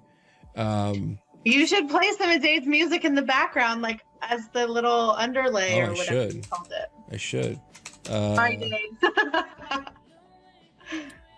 2OC stream. All right, so that gets into when you go and you're logged into your account or whatever, right? Mm-hmm. Here are all these panels. God, this is so many layers of Inception. So just scroll on down and hit edit panels, right? Okay. And here's where you can add different things. Like, it literally will link to my subscription, which is here, by the way. I wouldn't mind a new subscription or two. And then, so like, it's literally just, these are the images that the woman on Fiverr made for me. Oh, her name is Emma Fox 555 or some shit. Shout out to Emma Fox. So I took some of the shit that she made for me. By the way, this particular jack is the DEF CON Parties jack. Holler at Serbo. Added the image, say where it's going to link to, give it a description, and that's it. And then you can add other little like widgets from Streamlab of like, when's the next time I'm going to be live and blah, blah, blah, blah, blah. That's it. How come when you teach this, it makes it sound so much easier than it is? I swear, like, I toggle between my channel, my profile, my account settings, and my dashboard, like, over and over and over. I mean, I like teaching. I train. I write training material. Like, I love doing it. So that's, and then this is what people see. Like, hey, look, Danny's live now. And by the way, anybody else who has like a hacking related stream or just in the hacker community, even if it's just gaming, come on over to the Hacker Streams Discord server, and then we'll add your stream to our channels that say like what's playing. We also have watch.1337.com, so watch.leap.com, and it has every hacker stream associated with us. And if they're on, their feed is on. Like, shit, I think it's... That's cool. Here. Look, right here. DEF CON Music, Hack 5. Cool. Yeah. There's me. I'm live. Move it. Hey. Yeah. You know, so this is something that we set up for Hacker Streams, El Cantaro, and some other people set it up. So yeah, that's how you do the panels on your About Me page. Cool. Can you also show how to add the Twitter feed to the sidebar? Oh yeah. I believe that was a panel. It was a widget.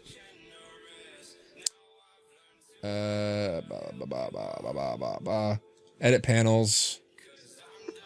Oh yeah, they're called extension panels, and you just go into the extension manager, and add. So like if I go to extension manager, fuck, it's gonna bring you into here. So here you see I have a Twitter timeline, Streamlabs schedule, Streamlabs. So, but yeah, that's how you do it. You go into the edit panels and extension manager. Okay, cool. Thank you. Mm-hmm. Okay, and then God, I embarrass myself with these questions again. Will you the pre-recorded. I know. I'm sorry. I'm fine. Keep going. I'm fucking dumb at this still, and I am now smarter because of you. So, okay. If I were to host another con, which I'm going to do another shameless plug, I'm social media manager for ShellCon, which is normally an LA-based con, but we're going virtual this year in October. And if I wanted to have the speakers for ShellCon do like pre-recorded talks and then stream that, would I literally just do, this is like testing my knowledge here, but I would create a scene with sources that would have the audio output capture as like my speakers, and then the window capture for the window playing the pre-recorded video. Did I pass the test? There you go. Fuck yes. Oh my God. Yes. Okay, cool. Thank you.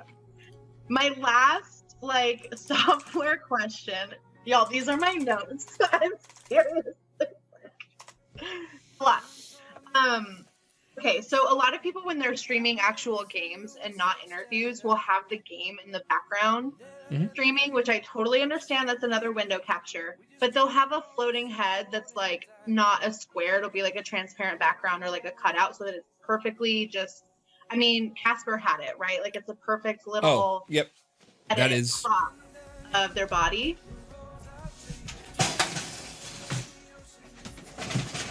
Also, I hope Red the Ant is okay.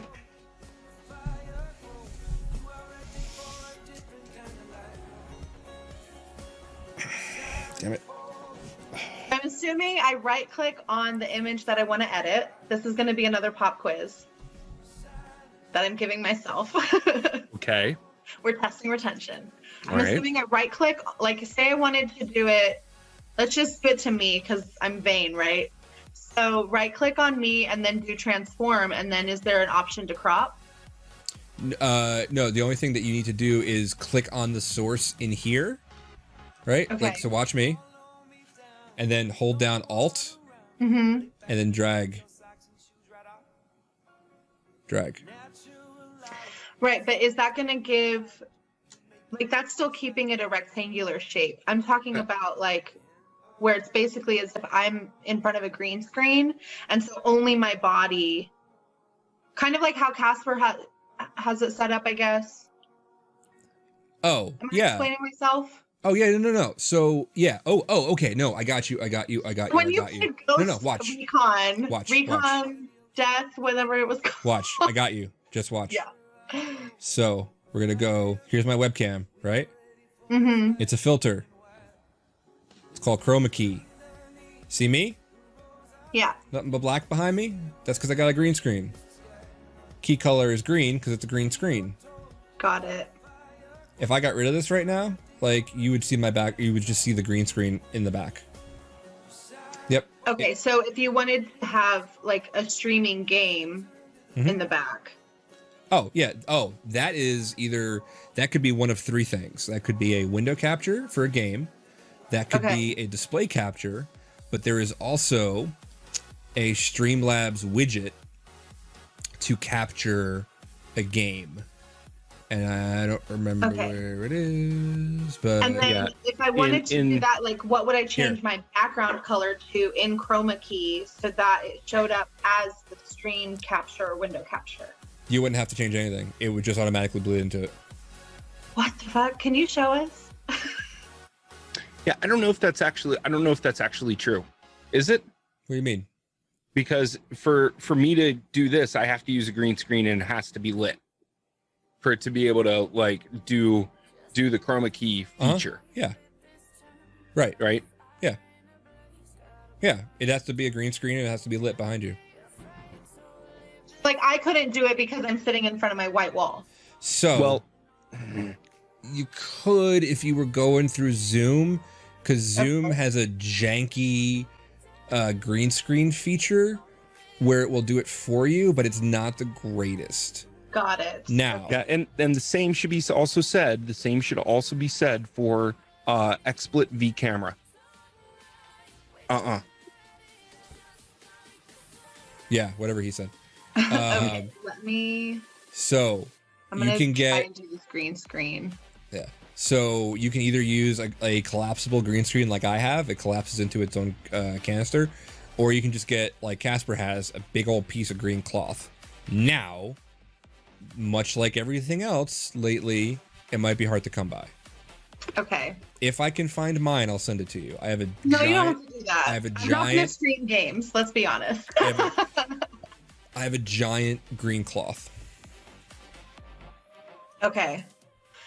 So Yep. I'm having a hard time wrapping my head around this. I'll be honest. I'm going to try and ask it a different way to see if I understand it. So if I do the filter and change it to chroma key, then I can change the background to whatever I want, only if I have a green screen. Mm-hmm.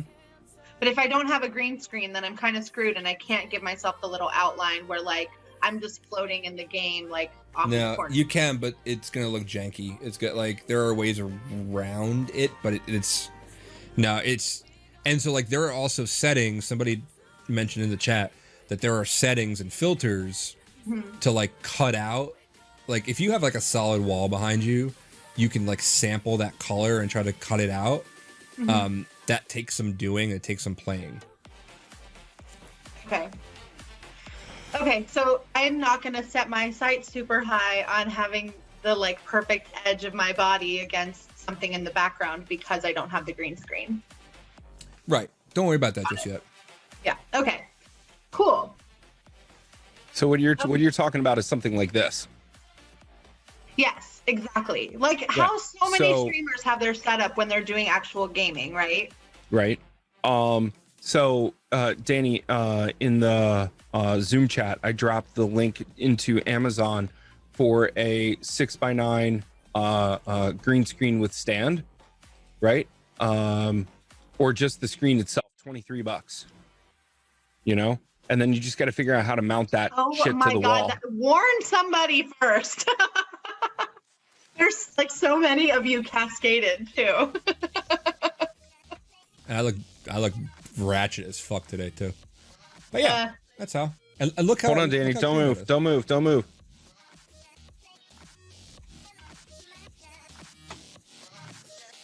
Okay, now you can move. Now you can move. Wait, watch. Hold on. Oh my god, how much Inception and like layers of rando. Yeah, look at that, right? I have 1, 2, 3, 4, 5, 6, 7, 8 randos that I can see. It's all rando. 9. That's a lot of fucking troll right there. Ah! Anyway. But yes, green screen definitely helps. Okay, cool. So that also feels like, you know, if I'm trying to beef up my streaming capabilities and like get the most amount of subscribers, see, I'm not alone. And I mean, there's no shame in that though, right? Like the reason I do this is I have this fucking ephemeral one person, right? One person that finds what I do useful, right? That's why I keep doing it. Do I like the fact when people subscribe and I get a couple bucks from Twitch and that's cool? Of course I do. There's no shame in that. It's fun. Yeah. The shit is fun. Like, it's okay to be proud of it and have goals for it. Like, don't let anybody tell you it's not. Totally. I'm definitely not trying to knock that whatsoever. Like, you know, when I've done streams and I've had 3 people in the chat or fewer, like, it's still fun because it's just fun to interact with my friends and new people. So, like, 100%, like, I get it. But it is, like, if I'm really trying to, like, you know, build a starter kit or whatever, like a green screen should be in the starter kit. Yes. Okay. Yes. And it doesn't matter the quality of the camera for when you're using a green screen. Where that comes in is how the camera is shoved into the program that recognizes the backdrop. Okay. Can you say that again? Okay. So camera gets picked up inside of OBS Studio, and then right click, hit the chroma key inside of OBS Studio, and the camera will be able to variance against the green screen. Got it. Okay. Does that make sense? It doesn't need to be a high quality green screen. No, it doesn't. And literally you could use a green sheet. Can I pause you for a second, Casper? Because Kentaro's here now. Shit. And I am fucking Who let him in? over here. Hi, Kentaro. Danny, you should get him up on the Zoom with us. If he wants to. Kentaro, you want to come on the Zoom? Yeah, Kentaro, come show off your beard. I was just telling Rando how good it was looking. All right, we are running at over 2 hours. Yeah, I know it's been a lot. This has been so extremely helpful. Like, you have no idea, especially because now I'm getting more involved with volunteering with different conferences who are all trying to go virtual and figure it out. And like, everybody is kind of playing it by ear. Like, nobody's figured out like the solution that everybody should use. And so I feel like this is going to be super helpful, specifically for ShellCon in October. Qatar just woke up anyway, and we're gonna get off soon. And plus, him and Lost Boy are gonna be on the show soon anyway. Well, he's making a great point. Like, it depends. The background depends on your subject. If you have green puppets, you want to use a blue background, right? Or a red background, right? That makes sense. Yeah. Cool. All right. Can I ask one more question and then we can go? I know it's late for y'all on the East Coast. Go for it. You got me until 2. Awesome. What is the most embarrassing thing, or like the most like horrific technical fail that has ever happened to you on stream live? Did you see my camera fucking up? And I was like fixing it, and then finally that right there. So literally with my gear, once it's happy and it's like living home, I try not to touch it. I mean, if that's the most embarrassing, like horrific technical fail, I feel like that's probably like you're setting a high bar. Horrific for me. Actually, it happened the other day. Because I'm used to, like, from being in radio and stuff, I'm used to shit going weird, and I could usually handle it and kind of get through it. But it was during Who Slide on Saturday night. Everything was fine for an hour and a half, and then my internet went out. And, oh my God. And then, but I was in my barn, which is 150 feet away from my house. So I had to go run. And while the stream was down, everybody in Discord can hear me running. And they're like, are you in a field or some shit? I was like barefoot and drunk and shit. And I was like, fuck it. I don't know how this is going to end. But it wasn't embarrassing, really. It was just really frustrating and inconvenient because I had literally 400 people watching, which is like, my usual tops is like 50. So, but even then, like, it went with the theme of the contest, which is everything is a dumpster fire. So I don't think now, as far as content wise, I don't think I've ever super dropped the ball on guests. I've always been able to wring out something of quality from them, even if they give me nothing, which occasionally happens. But I don't think that I've had anything super embarrassing because my ego is so huge. Like, I don't really get embarrassed by anything. So shameless plug time, right? I'm one of the organizers for Who's Your Hacker Con, right? A different conference. It's like, I'll conference all the things, right? Who's Your Hacker Con? It's supposed to be taking over in place for Derby, right? And in September, October, somewhere in that time frame, we've got a whole bunch of interviews that are going to be released over the web. And when we were going through the initial setup and startup for Who's Your Hacker and trying to dial everything in, because I wanted an intro, I wanted sponsor hits, I wanted I wanted cutscenes between the guests and me doing the interviews, right?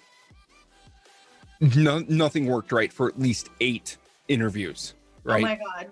8 interviews. And it was stressful, right? Until I got all of this dialed in and I knew exactly what I was doing. I basically said, fuck it, I'm going to do it live, right? So the stuff that you're seeing now is extremely polished. It's been worked through. I know where the kinks are. I know where it can go wrong, right? But those early, like, those early interviews, man, they were rough. And I give a really big tip of the hat to the guests who came on for the early interviews, right? And it sucks, but like now, Danny, can you enable screen share just for a hot second? Right? Yeah, give me a minute here. I gotta look at something. Yeah, because now I've got polished product, right? I try to do everything in one take, right? We'll do it live, one take, right? The least, and that's something that Danny hasn't touched on, right? What happens in post, how post works, what you need to do, how to cut videos, right? Like, that is a whole nother area that's a can of worms, right? So I absolutely despise post-processing. Despise it, right? To the point where we'll do multiple takes to try to get the right message and everything else, right? And whenever Danny gives me screen sharing ability, I'll show you what I'm talking about. Well, hold on. I had to get Dade in here, and now Dade is in here. What up, Dade? Dade? I'm here now. I'm so happy. Hey, oh, my look microphone at on? hair. It's Date- going look- wild. Jesus, Yeah, bro. one was so long. I haven't gotten a haircut since January because I Oh my was due for God. one in March, and then the salon shut down, and nothing's opened up since then. Yeah. So Hold on. I gotta whisper to Kentaro. just living my life over here. Wait. I'm so happy to see you, I Dade. don't know how I do that. Hold on one second, Casper. I'm trying to invite Kentaro in here now. Yeah, it's fine. I'll tell my most embarrassing story. Please. Okay, so I ran CouchCon in May. I've talked about it where it was like, day 4 of being on OBS and not understanding fucking anything. And was sharing my screen because I didn't know about window capture. And I had my fucking teledildonic device the application on my desktop so everyone got to see my fucking WeVibe app. And like I had 78 people watching at that minute, including my parents, who got to see my fucking app for my fucking Bluetooth connected dildos. That was really fun. I really enjoyed that. Not embarrassing at all. Really, really cool. Really cool. I've learned that I always right click and hide all my icons, and I always hide my bookmarks bar before I go on stream because those two Yeah, things you will have get to. you every time. You have to. And like I had told people at work about it. I was like, hey, like come to my fucking thing. It's gonna be real cool. And like boom, like front and center, like hot pink app. Shit, Kentaro's here now too. Hey, what's going on, Kentaro? Yo, this is gonna go downhill quick. We had Everybody the who coffee at Everybody who orientation. came for the educational content can go. So we're gonna put that in there. We're gonna do this. We're gonna do this. We're gonna do this. A rare glimpse into my home. I'm at home right now, so 1, 2. Where are you, Kentaro? I'm at home. Not my cave, my usual cave. So this is probably a Danny exclusive. Oh shit. I don't stream from here. Nice. But for you guys, I decided to show up. So. Well, yeah, man. Fucking, hold on. I gotta make you bigger on here. Look at that beard. It's coming in nicely. I told you it looked good. Well, I mean, it's not just a beard. I look good in general. So All right, I'm trying to find Casper now. Well, yeah, shit. Fucking Dade, what have you been up to, man? You know, I'm trying to survive. I live in a city where I have mostly just con friends, so I haven't had personal contact with anybody since B-Side San Francisco in February. It's been fun. Just trying not to go crazy, you know. Working a lot, and I'm also, as of, is it Saturday? I'm 1 week of caffeine free right now, which is a first for me Oh in my like God. 15 years.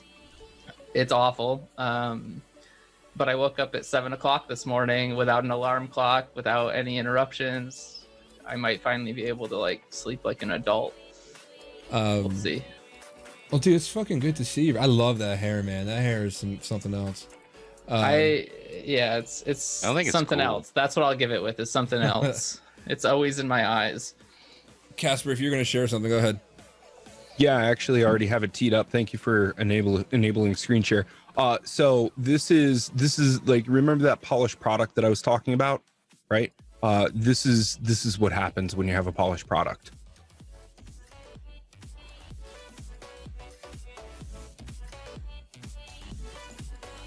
Well, now I gotta unfuck all my videos, so this is not Oh, the best you had to execution. do it, didn't you? This is You not the had best to- execution.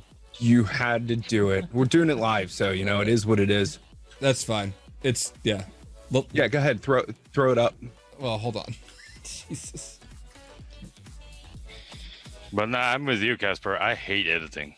Oh, dude, Post sucks. But like, hats off to the guys who All right, go ahead. absolutely love It's, Post. yeah, it's there. All right, you ready? Okay. Yeah, look at that fancy shit. Oh, I can do fancy shit too.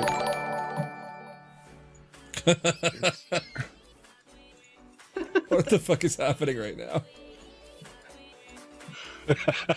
Oh my god. Hold on. Wait for it.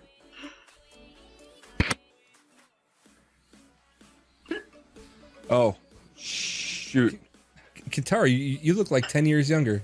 What stuff are we talking about?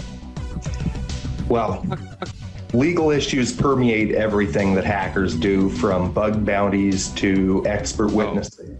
And What the fuck is happening now? I don't know. I give up. Stop sharing. This is going off the rails. Hold on. Community No, hold on. No. to help you stay on the right side of the law and do everything right. Okay. So this should be a really interesting conversation, shouldn't it? All right. That was just not working. You stopped it. That was just not working. You Let's just not do stopped that. it. You stopped it. We get it. You're very pretty. No, but deeper into that promo for that SCW episode, there's all types of edits that happened in post and trying to get it out and onto social media so that way people come in and see the show.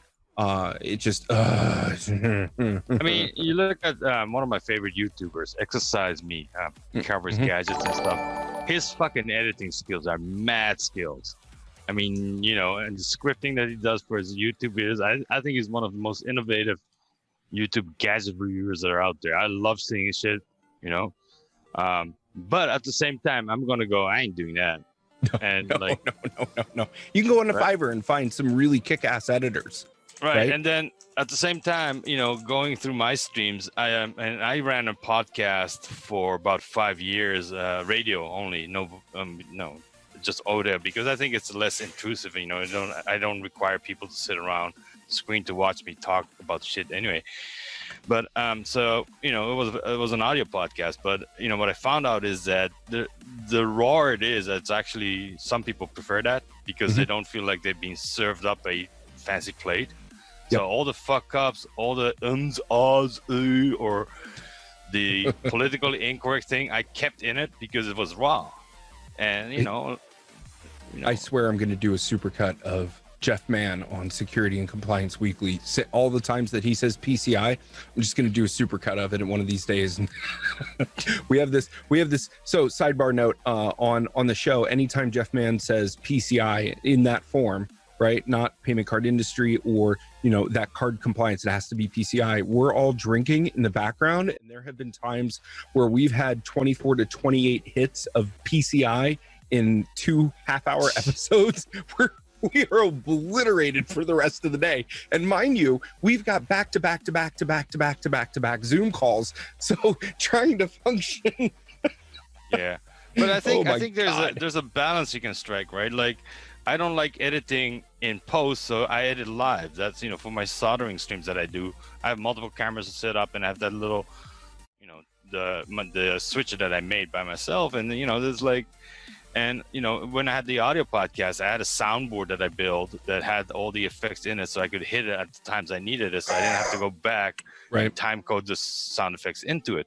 So I think, you know, a little bit of analog offline stuff getting ready for it can actually help increase, you know, maybe the overall quality or the feeling that it gets, you know, and, you know, on the technology is there, you know, you can have an iPad next to you that can queue up, you know, audio all types of shit. effects.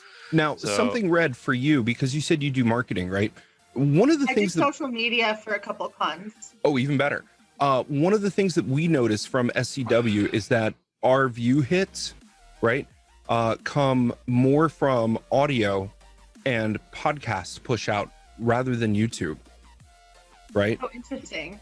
So we've got 37 episodes completed of Security and Compliance Weekly, right? We're at 250,000 downloads since November.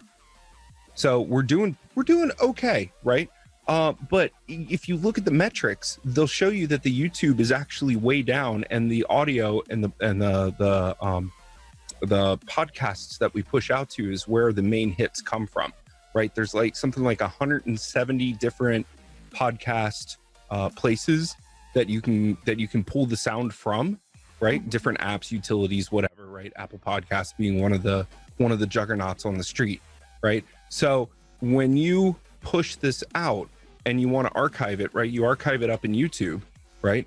But you can take the stream and do so many things with it. Like there's a website that I would totally recommend called restream.io. I love right? Restream. Restream, yes. It makes things so easy. Restream.io, right?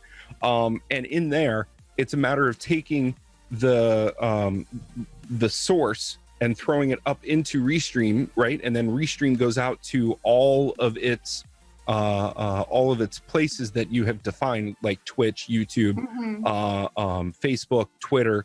It can do it all in one shot. So it's a one-to-many operation. For right? video specifically, or no, like video, any audio, content? any. Yeah, you just have to set it up inside of Restream. Now there are other programs that do things similar to Restream, right? And I'm sure that there are plugins for OBS and what was it? What was that acronym that you used, Danny? Slogs. Yeah. Okay. Cool. I don't use OBS. That's why it's foreign to my head. I know. We get it. You're XSplit. Yeah, we're XSplit. And XSplit does the same thing, right? You can do a one-to-many operation in XSplit as well, right? So no matter which way you want to go with getting it out there, it's just a matter of getting it out there and then making sure that your clickback URLs are tuned to places where you can monitor the metrics, so you know who's hitting what, who's doing what, right? Because metrics and social media go hand in hand, right? For sure. Like peanut butter and jelly, right? Or like a Bluetooth app and a dildo. So, you know, it I all don't depends ever want to on- hear you say the word dildo coming out of your mouth ever again. Dildo. On red, it's Okay. sexy. On you, The it's least disturbing. loved song. I mean, listen, Danny, we all can't be sparkly Thundercats like you are, okay? Get away from me. So you gotta Son of a there's bitch. 3 stages to any production, okay? Pre-production, production, and post-production, right? Pre-production is where you're setting up who's talking, when they're talking, what they're doing. Production is actually showing that data. And then post-production is any type of editing or whatnot, right? And then everything else that happens, right? So the social media push, Facebook, YouTube, whatever, right? So you got to look at it in that fashion, right? And you'll start to see things fall in line as long as you have a plan for how you're getting that data out. And this is where I shut up. So Yeah. let's go back real quick, because I haven't had a chance to chat with Kintara and Dade on, and let's just fucking keep this going. Dade and Kintara, respectively, when you first started streaming and started being like, I'm gonna go do this, what's a piece of advice that you wish you kind of would have known that would have made it like easier or make more sense or whatever? What would you like? Depends on the content, right? Do you really need video or audio, or can you go by audio only? And like in my case, I mean, the video stuff that I do is very limited, but I do have 5 years of running a podcast every other week. Through live events, we had 300 to 400 people show up at those live events where we did 24-hour live streams. And that experience-wise, I think if you're gonna do, I feel pre-production is more important than post. Have the outlines, what you want to do, have the details you want to cover, print it out, or use one of those teleprompter apps or whatever. I like to have a piece of paper off camera so that I can look at it and see what I'm talking about. And that gives you more structure and will avoid the unnecessary, what was I going to do next kind of moments, which you will then have to take out in post on if you want to make it slick. So pre-production is more important than the actual production or the post in my opinion. Dade? Yeah, I mean, I think that pre-production does pull in a really big portion of the importance, because if you don't have that, then you're just going to sit around, like, especially if you're doing stuff live or you're watching videos, if it's just an awkward silence, Like it's only going to take, you know, a few seconds of awkward silence before somebody's going to want to go find something that's actually active, right? So having some plan of like, these are things that we'll talk about, or these are things that I'm going to do, or whatever. Something I struggle with a lot also is like, if you're trying to build an audience, then have a schedule. If you don't have a schedule, it's pretty hard to build an audience because nobody knows when the hell they're gonna, you know, hear anything from you. My schedule is roughly once every 3 months, you know, but it comes and goes. I was wondering why I've never seen you stream, Dade. I do. I stream in bursts. I have issues to overcome to deal with, you know, streaming more frequently. But I also want to just give a super janky tip. If you can't afford fancy lights and all that, you can open Notepad on Windows and change the screen size and change where it is on your window, and it changes Super the white bright. balance on your the white balance on your video feed. Oh my god, So I have heard that before. I forgot about that. I did that. Back when I was interviewing at a few companies a few years ago, I didn't have any of this. I wasn't in this apartment or anything, so I used Notepad. I used like 4 different instances of Notepad and like specifically arranged to make my face look not quite as pale as it actually was. Yeah, Dave. The whole schedule thing. I just hopped on that like about 3 months ago, where I'm like, okay, I think I've got content established. I've got workflow established, but like it's at my whim, and like I'm not super fucking. All right, I'm gonna do this. Man. It's super hard. But I said I have a lot of things that I really want to do and I really want to say, and a lot of people who I really want to get on. So let's just do this, regardless of what I'm doing. It is Tuesday, it is Thursday for 1 hour, 10 o'clock at night, and either I have an interview set up, or I'm just gonna like come on and shoot the shit with people, or stream a game, right? Because I'm a new gamer now, and like people love watching people fucking fail. So like I'll play Killing Floor and just get murdered the whole time. And the first time I did that, like Lintile and a whole bunch of other people were like, yo, let us on the Zoom and fucking heckle you as you're playing games. And then that turned into something else, and that turned into like a 2.5 hour stream.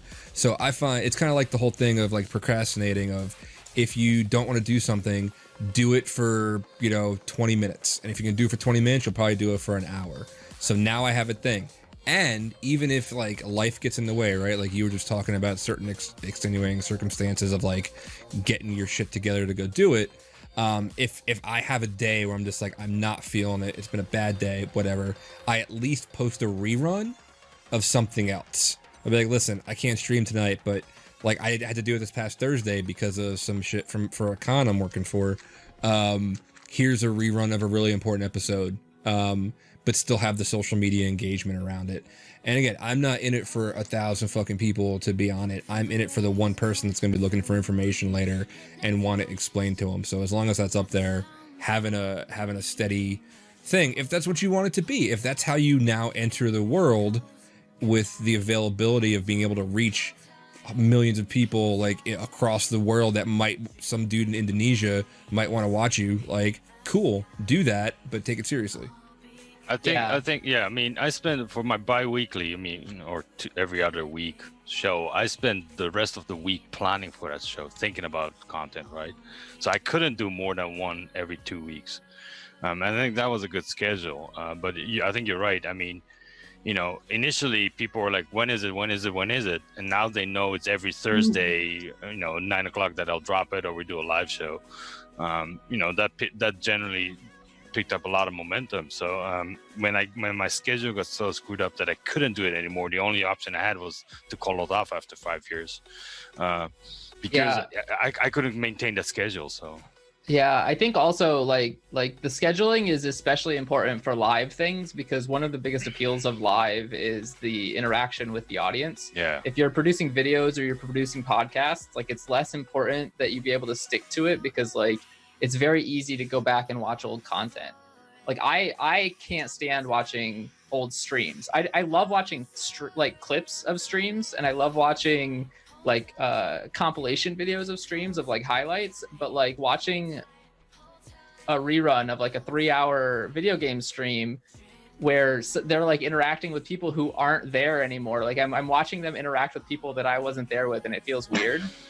And so like, I think but on the other hand, that. like Darknet Diaries is every other week, and it's all pre-done. I don't feel like I'm missing anything if I choose not to listen to Darknet Diaries for 3 months and then binge on it. Whereas with like live content, it feels more like you're kind of missing out. Also, one more slight pet peeve: audio levels. I hate it when like people are on different levels and peaks and shit. So You know what? You know what would be really good if we went over a couple of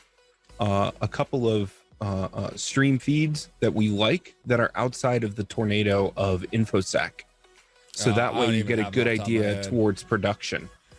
I'd have to look at my Twitch. Let me look at ones that I like. I don't know off the top of my head. I can recommend Insanity Asylum off the top of my head. It was like I had never even heard of it before, and it just like, I don't know, I was watching somebody, they left and they took me to this stream, and he just had like really good production quality. He had really good artwork, which I really appreciated that, like custom animations and stuff. But that's like somebody who's like super high polished, and then somebody who's like less polished, more raw. I have a musician friend in the Bay Area. His Twitch stream is Song Code Jam, and he like does late night on the West Coast streams. So like if you're on the East Coast, you'll probably never catch him live. But he just does like live music streams, and he just like freestyles, and he plays Pokemon and just like kind of random stuff, but it's really cool because he does like live looping and all of that stuff, and so it's just like you get that raw experience, and it's worth it, right? It's a lot better than just watching somebody play their own songs on stream. Yeah. Dave, you mentioned Pokemon, and I have to ask you, I'm getting blown up because I need to ask you about Mudkip. What about Mudkip? If you like Mudkip. Yeah, I like Mudkip. I have a Soviet Mudkip somewhere. Also, Mudkip was the first like art I ever built in Minecraft. It was like a giant 3D Mudkip pixel art. Why were you inspired to do that? For the memes. Mudkip's It's always a for the meme, and memes. it's for the memes. Did you see that somebody built a Windows 95 machine inside of Minecraft that you can play Doom on? I did see that. People are way cooler than I will ever be. Hey, Dade. Somebody in the chat said, "What is the you mentioned Insanity Asylum? Do you have a?" Oh link for it? yeah, let me pull it up real quick just to make sure that I didn't mess it up. And then while he's pulling that up to keep it going, outside of the InfoSec tornado, right, but not outside of computing, Jay's 2 cents is really great on YouTube for hardware and the way that they produce, like watch the frame cuts and the way the camera is positioned. Good. Right, Jay's 2 cents, and then Linus Tech Tips, right, also really good. And then completely off the spectrum outside of computers altogether is Alec Steele, AlecSteele, right, and it's all about forging, and the videos that they've been putting out are really well done. And in my own humble opinion, YouTube ads can die in the fire a painful, writhing death, right? And then How Ridiculous, as they're dropping random shit, right? That's always a good one. James Hype, Ghost Adventures, it's more towards how things are produced, what the shots look like, what the general flow is, and how they're beginning and ending not only the stream but also the piece of production, right, the bumpers. I mean, if you're doing YouTube, then obviously Chris Ramsey is one of my favorite. Watching him, I didn't know I could watch somebody solve puzzles for an hour and not get bored. Yeah, I love Chris Ramsey. Just to second Right. that, I joined for the magic videos and stayed for like watching the obscure puzzle videos. Yeah, accessorize me is always my favorite. His editing skills and his video clips are just mad insane, and the fact that he does it all alone is just mind-boggling. Yeah, the one that I like, and that's a really good piece of advice when I was finally transitioning from like a janky fucking rigged up background to like, I want this to look good. I started watching just gamer streams. Like, Twitch is a gaming platform. Like, what are people watching? And the one I posted in the chat is games done quick. I think they have a great layout. I find it interesting. I actually like watching it. So I try to mirror some of that. And mix in some of the elements from the gamer streams into a hacker stream. Like, nobody needs all the big bubbly fucking graphics and like this, that, and the other thing, but there's some elements you can bring in that'll make people interested in it. Although, I mean, from a pure like a background noise level production, Bits Be Trippin' on YouTube, which has like 3 hours of them talking about cryptocurrency and how to mine them, is amazing to have in the background, because you can just like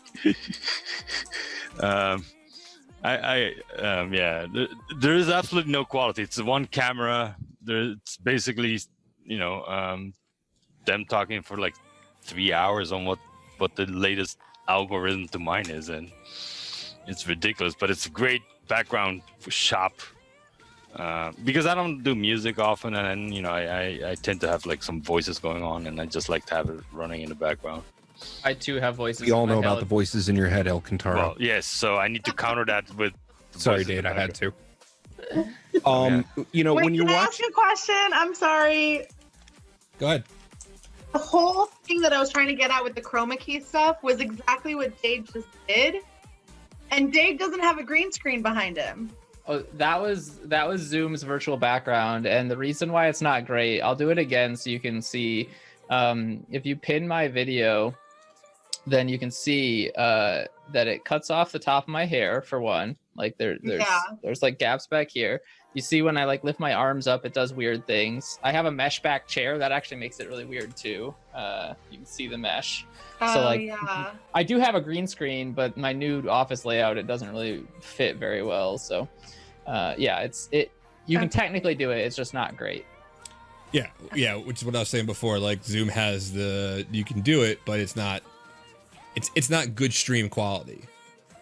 Yeah. Got it. Hey, Like, it's Danny. fun for it's fun for fucking conference calls and shit. But anyway, yes, Kentaro, my love. yeah, there you go. There you go. Crux wants more Dade. Crux wants more More. Dade. I can make more Dade. I can absolutely make more Can Dade. I want to screenshot your stream so that Dade is my background the way that Drake is right now. Dade is the new Drake. Oh, That's Oh, that's I'm sorry, I harsh. fucked it up. I'm That's sorry. harsh. now it's all alkaline. Oh god. I'm so sorry. I apologize. I'm gonna keep it like that now. This is all fun. Perfect. Yeah. That's that's you know the built-in. It's fun for conference calls and to fuck around on calls, but for streams and shit, it's not reliable enough. Or you can do what Blind Hacker did, which I wish I thought of, because I just repainted my fucking office, and then I saw his video literally the next day. He took his entire back wall and painted it green.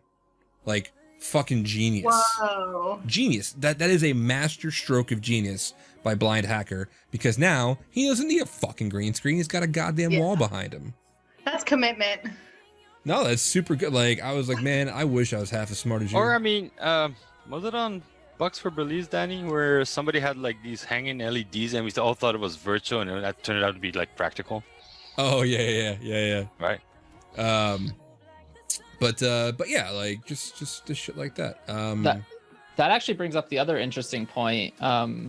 Like, green screens are cool and they're like all the rage, but if you don't need that extra screen space that comes from like the little bit of your camera that is not, you know, being taken up, then like, people, if you have like an interesting background, or you have interesting things in the background, you know, people like that just as much. It's a more I don't know, homely feeling. Like, it's a more personal connection. Why are you calling me out, Dade? I'm just saying. Look, look. You can see my camera and my hackers posters and my other computer chair. You can see my white wall. it's, you know. I mean, I think the first stream that I did with Danny, I had Swordfish playing in the background, and that was there for on purpose. Yeah, that was awesome. So, and I always, when I have the chance, I try to squeeze in some kind of little reference to somebody or something.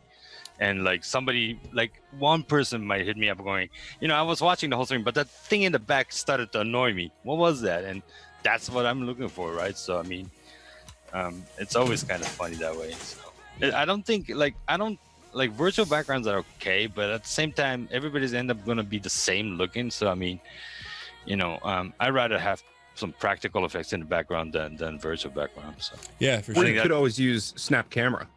yeah, snap camera, right? That's true. Oh yeah, that's an app now, right? For your desktop you can get. I forgot about Yep. that. That That's sounds another awful. thing I tried to figure out how to use and I couldn't figure it out. But we don't need to have another tutorial on that. That can be a different night and I'll host it on my stream. But I think pre-planning, going back to the whole thing, is pre-planning is the most important, right? I mean, how do you want it to look? What is it that you want to do? How do you want to structure it? How do you want to sound it? What's the atmosphere you're trying to convey, right? I mean, if you're doing news, you want it to have that certain look. If you want it to an intimate feeling, then it's another thing. You know, do you need video? Can you get by with just audio, or can you put in audio effects, or do you want a storytelling time kind of thing? So I mean, rather than and you can have different formats. I think. I mean, you can have one stream and you have, like Danny has, like multiple different types of show structures. But clearly, I mean, the production Thank you, quality that Danny puts in there, shows you the different. When you sign on, and it's going to be different. Same for Lost. Lost is, Transistor Tuesday and Down by the Park are two different streams, and they have two different vibes, except for the fact that it's the same person. So. So I mean, it comes down to consistency, planning, and then if you do that well enough, you can get away with very little post, and you can get it out quickly, and I think that will encourage you to get out more. Yeah, for sure. All right, I'll recommend. Oh, sorry. Go ahead. No. I was gonna ask for. I am heading towards the end of my evening because I'm trying to fall asleep again. But I loved this. I loved almost 3 hours of this. We're pushing almost 3 hours. Are there any more questions from the chat, and B, any more questions from Miss Alkaline Red? Yeah, I have one. So like Rando, you have the intro and outro videos. Do you feel like that's really helpful to have like kind of a buffer? Like if you tell people you're gonna start at 10 o'clock. Yes. And then 100% for a couple of reasons. One, there are two things people who view my streams regularly can look forward to. Me not starting on time and something fucking up in the first 5 minutes. Those things are good. Oh, I'm sorry, 3. Open mics at the end of the fucking show. Always we gonna love the consistency. Always gonna happen. Like, so now I just make it a feature. Like, yes, it's the closing scene, but you're gonna hear people talking, and I like that. Whatever. So. Yes, I find it useful to be a buffer, both for, I want them to know that the stream is indeed so like, I'll actually start that, I'll try to at least do it like a few minutes early, and like, okay, he's broadcasting, he's there, like, we're gonna go see some shit. 2, I also use it as a spot to promote artists who I like very much, and right now, for the foreseeable future, it's gonna be Archwisp. And because he's been very gracious about letting me use his music as intro music, and I need people to know about him because I love him so much. So there's that. There's another thing.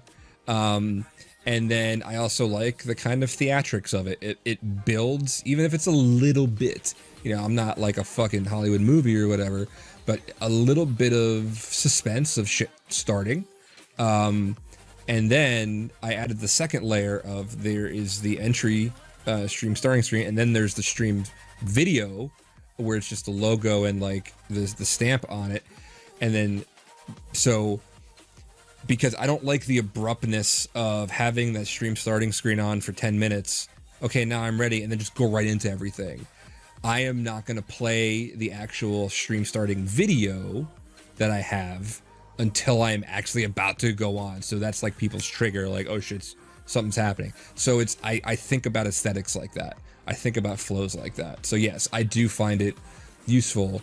And if something fucks up and I'm about to go live, I don't want them looking at me like my face going, oh fuck, I don't know what I'm doing. Yeah. You know. That's it. So when I first started like with my night like bedtime stories and my makeup streams and all that, like I did feel really awkward because I would say, okay, I'm starting at 7 Pacific, and then like I would start my fucking story, but I would have nobody watching for the first 10 minutes while they're like getting all settled in, right? And so was that something that you also had commissioned on Fiverr, Danny? Yes. The stuff that you see now, the first was the first package I got from somebody named Emma Fox. And then I was like, well, she had made a static. Before it was just the static logo or whatever with the background. But I was like, I really want it animated. Like I want the somebody's eye to constantly have to register movement, because that keeps them engaged more than just a static image, right? Yeah. So she didn't do animation, so I went to another dude who Casper gave me that did his animations and who made that static image animated, and then he made me a second thing, which was like the actual video. So for Who's Your Hacker, right? Like here's the intro.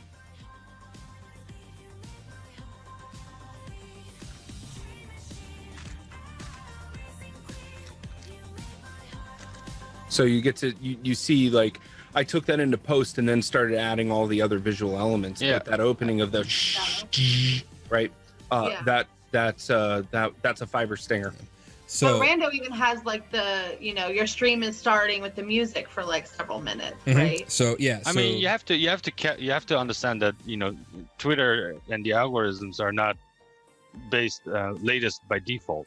So you have to give it enough time to catch up, and that's why you want to announce it early, like a couple days, followed up with the day before, and then even an hour before, and then give it 10 minutes or so extra so that people can catch up, right? But I think the other argument against that is that I hate YouTube clips that have longer intros than the content. Like I'm watching 30 minutes of like graphics going back and forth, and the content is like a minute.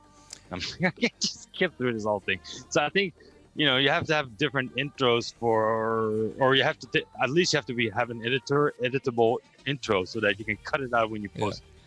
I will always. So I'm totally gonna mess up your windows, Danny, because I'm out. So thank you for having me on. See you, homie. It is 2:01. I am now turning into a pumpkin, so I will see you all later. Have a good night. All right, later, dude. Bye. Thanks to everybody who joined. Big shout out to you guys that came on Zoom. Thank you. Thanks. Bye. Talk to you later. So and now what I will do is I will Talk shit about Casper. No, I'm just talk kidding. shit about Casper. No, so like I make it a point now so for permanent storage, I use YouTube, right? So I will stream to Twitch, then I will take the video, upload to YouTube, and then I will cut everything out, right? So if I did a 10-minute intro, that's not going to be on the YouTube video. I will cut it down to literally 10 seconds because I still like the graphics, but I don't want to fucking bore people. So yeah. Yeah, that makes sense. Shit I think another really good thing about YouTube now, if you're doing streams and if you have at least like some idea of what you're doing, if you take the time to kind of skip through YouTube, your video that you're uploading to YouTube and timestamp things for like, this is the topics that we're talking about, or whatever, like YouTube will automatically break up the video into those chunks now. So you can just like click to each chunk and it'll tell you like what the chunk was about. All you have to do is put the description and the timestamp in the description of the video. And that's especially good if you're like having guests or anything like that and you're talking about specific things. But also, it helps people like me who don't want to watch reruns of live content, right? I can go find the stuff that's really interesting to me and like, yep, I can click that and I can watch it and I don't have to hunt for it in the video. Yeah, the one thing that I don't do yet, but I need to, is utilize Twitch's clips. Because I need that. Nobody wants to fucking clip through 3 hours of us talking tonight. They're gonna want interesting clips, which I will go through and find like the interesting tidbits that we talked about. And those clips also stay up longer. Videos don't stay up very long. Clips stay up for a very long time. So. But viewers can make their own clips too, right? Mm-hmm. So, yep. If they find something they like, they just clip it. Oh, really? That's cool. Yeah, anybody can clip a stream that they're watching. There's a little bit of drama around that. So if you have like copyrighted content in your stream, then you don't want people to clip it because you can get copyright striked on your channel because somebody else clipped your stream for you. I don't know if they've like fixed that, but that was like a really big deal. Like I had some friends who were like on the verge of losing their account because they just like, oh yeah, suddenly somebody came through and marked copyright on 1,800 clips, and that's like individual strikes. Like that's obviously you shouldn't get to keep your account. But yeah, the other thing, actually, going back just for a second to the stream intro and stream outro, something that I like about it is something that my first manager when I started like working a full-time job talked to me about, and that was kind of the power of ritual. And starting the stream, you have that intro video, you're getting prepared, you know that you're about to be on stream for X amount of time or whatever, and then the outro video is kind of the same thing. It's like, this is the decompress, this marks the end of the stream, and then you can go like to a different headspace. He obviously wasn't talking about streaming, but he was talking about like he parks far away from the door at work because it gives it like the walk in and the walk out gives him that same like kind of way to bookend the work. But that's exactly why radio stations have jingles for their specific, the topics or bits that they do, right? If you listen to Elvis Duran, if they hit the phone call, there's going to be a prank phone call coming up. If they hit this, they have a guest coming on, and I think that format structure really helps. And because the last thing you want to be is surprised in a bad way that you miss something, right? So if you give the heads up saying these are the bumpers and the jingles, I think it will make it better for the viewer or the listener. Now, that doesn't mean that, you should be super clean about it. I mean, whatnot, but. Right. There's always going to be like something that one of my favorite morning shows in radio to listen to is called Preston and Steve. They're out of Philadelphia. And they're on WMMR. They've been there fucking forever. And to this day, they will still fuck up their sound effects, or they will fuck up the intro that they've played for 20 years. And I love that's why I don't even care about hot mics anymore when they're not supposed to be on, because like it adds some fucking fuckery ambiance to it. Like, the rawness is very attractive, I think. So especially if that's what you're like trying to make, right? Obviously, if you're trying to make a news video and you fucked up your intro and you fucked up your outro and you fucked up all the transitions, then it's not going to be a very good news video. Basically, you should go read some books about Pavlov and then do that to your audience. That's what you want to do. Or look into history of radio. I mean, there's because the radio has established a way to do. I mean, okay, terrestrial radio has gone down the shitter, but there's a lot of good history of how pirate radios in the North Sea of Europe got started, and how they got a follower bigger than some of the legitimate ones on land in England, because they couldn't play rock and roll music on the radio because it was considered illegal. There is the whole underground radio scene in New York and Chicago that gave birth to this subculture of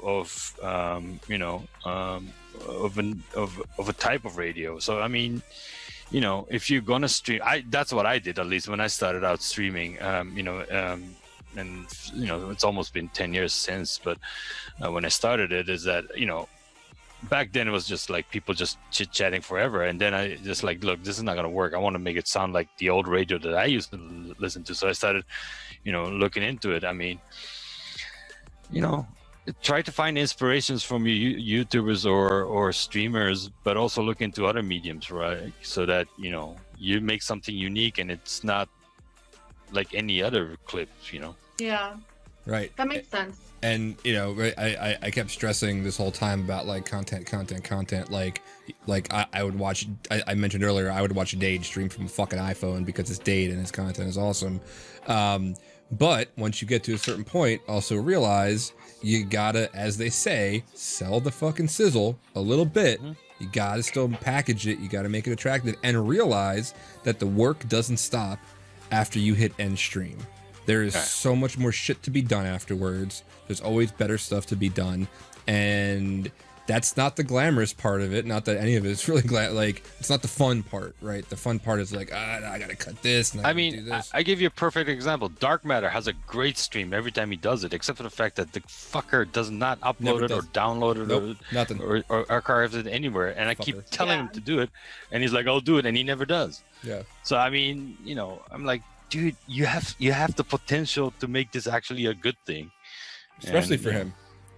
Yeah. Oh, I mean, by the way, for for any new, fanboys. yeah, any new streamers, make sure that you go into your Twitch streaming and make sure that it is set to archive, and make sure it's set to like save your videos on your stream for 14 days. Right. And then, but also make sure that you're not doing important things when copyrighted content is playing, because they will mute that section of the video, and then whatever you're saying is lost. which is why you either record locally or you download that shit immediately before they have a chance to edit it. Yeah. Why y'all breaking the law with copyrighted content? I don't get it. I don't know, because like it's fun. Like they're like, oh, you wouldn't download a car? Fuck yeah, we would. So yeah, we'll break that. But all right. I mean, you know, it is what it is. I would love to stay up with all of you who are on 3 hours done, man, earlier behind me. And like shit, Kentaro, like what is it, like noon for you now? 3 o'clock. Okay. So it's like 3 a.m. my time. So I am going to go. Yes. Thank you, Steve Dave. I would so download a car. Anyway, an hour fucking around session teaching people about streaming turned into 3 hours, and I told you I had lots of questions, man. and we got rare sightings of the rare Pokemon Dade and El Cantaro. Follow them both on like seriously. I'm gonna gush a little bit. I don't give a fuck how long that I am actual legitimate friends with Dade and Kentaro. I will always be a fanboy of both of them. I was a fanboy long before I became friends with them. OX Dade, El Cantaro. Oh, and now he's back on stream. He's fucking up my video at the very end. If you're gonna compliment him. Yeah, I was like, oh, now I'll show up. And of course, Miss Alkaline Red. You may follow her on Twitter at Alkaline Red. And this is all to get her streaming because she has shit to say too. And as always, thank you everybody who either has watched just now over the past 3 hours or is watching this at a later date. I'm trying to get my shit together to put the audio up on iTunes. You know, you want to follow, I'd appreciate it here, or all of my past stuff, as this will be up on youtube.com/secondorderchaos. Thank you, everybody. So everybody follow Lintal and tell him Red send him. Yeah, please, Shintaro, you're the best. You're the best. Always in my corner. And I got you. And now I'm gonna put up my fancy ending stream that we talked about. And thank you, Ray, for the 1,000. Thanks, everyone. Hey, thank you, everybody. What the fuck was make that? sure you leave the mic open. I have a question when we're done I want to ask you. So just make sure when you hit the video, leave the mic open. Okay. Oh, hold on. I'm gonna add. Make sure that it's actually in there. Where's my audio input capture and Rode mic? Yeah. Okay. So like the I'm mics so are gonna. nervous. All right. Well, ending screen coming up. Thank you, everybody. All right. Go ahead, Dade. You can ask your question over the hot mic. Okay, yeah. So, Danny, I was thinking today about a new project idea that I wanted to run by you. Oh boy. Do you want to start an OnlyFans with me? Yes. Yes. 1,000%. Yes. What I would like to do is I would like to order fans on Amazon and do erotic reviews of them. Oh, Can you please include me in that? This fan blows so good. oof. Yeah. Wait, you know- are you talking about like mechanical fans or like analog hand fans? Oh, all kinds of fans. It doesn't Whatever matter. your heart desires, like beyond your wildest imagination. All fans. I got some fans that can contribute then. But I only bet. fans. That's the thing. It's all fans, but only I need a fan fans. right now. I'm getting so hot and bothered. All right. Now I am ending stream. Yes, let's do that.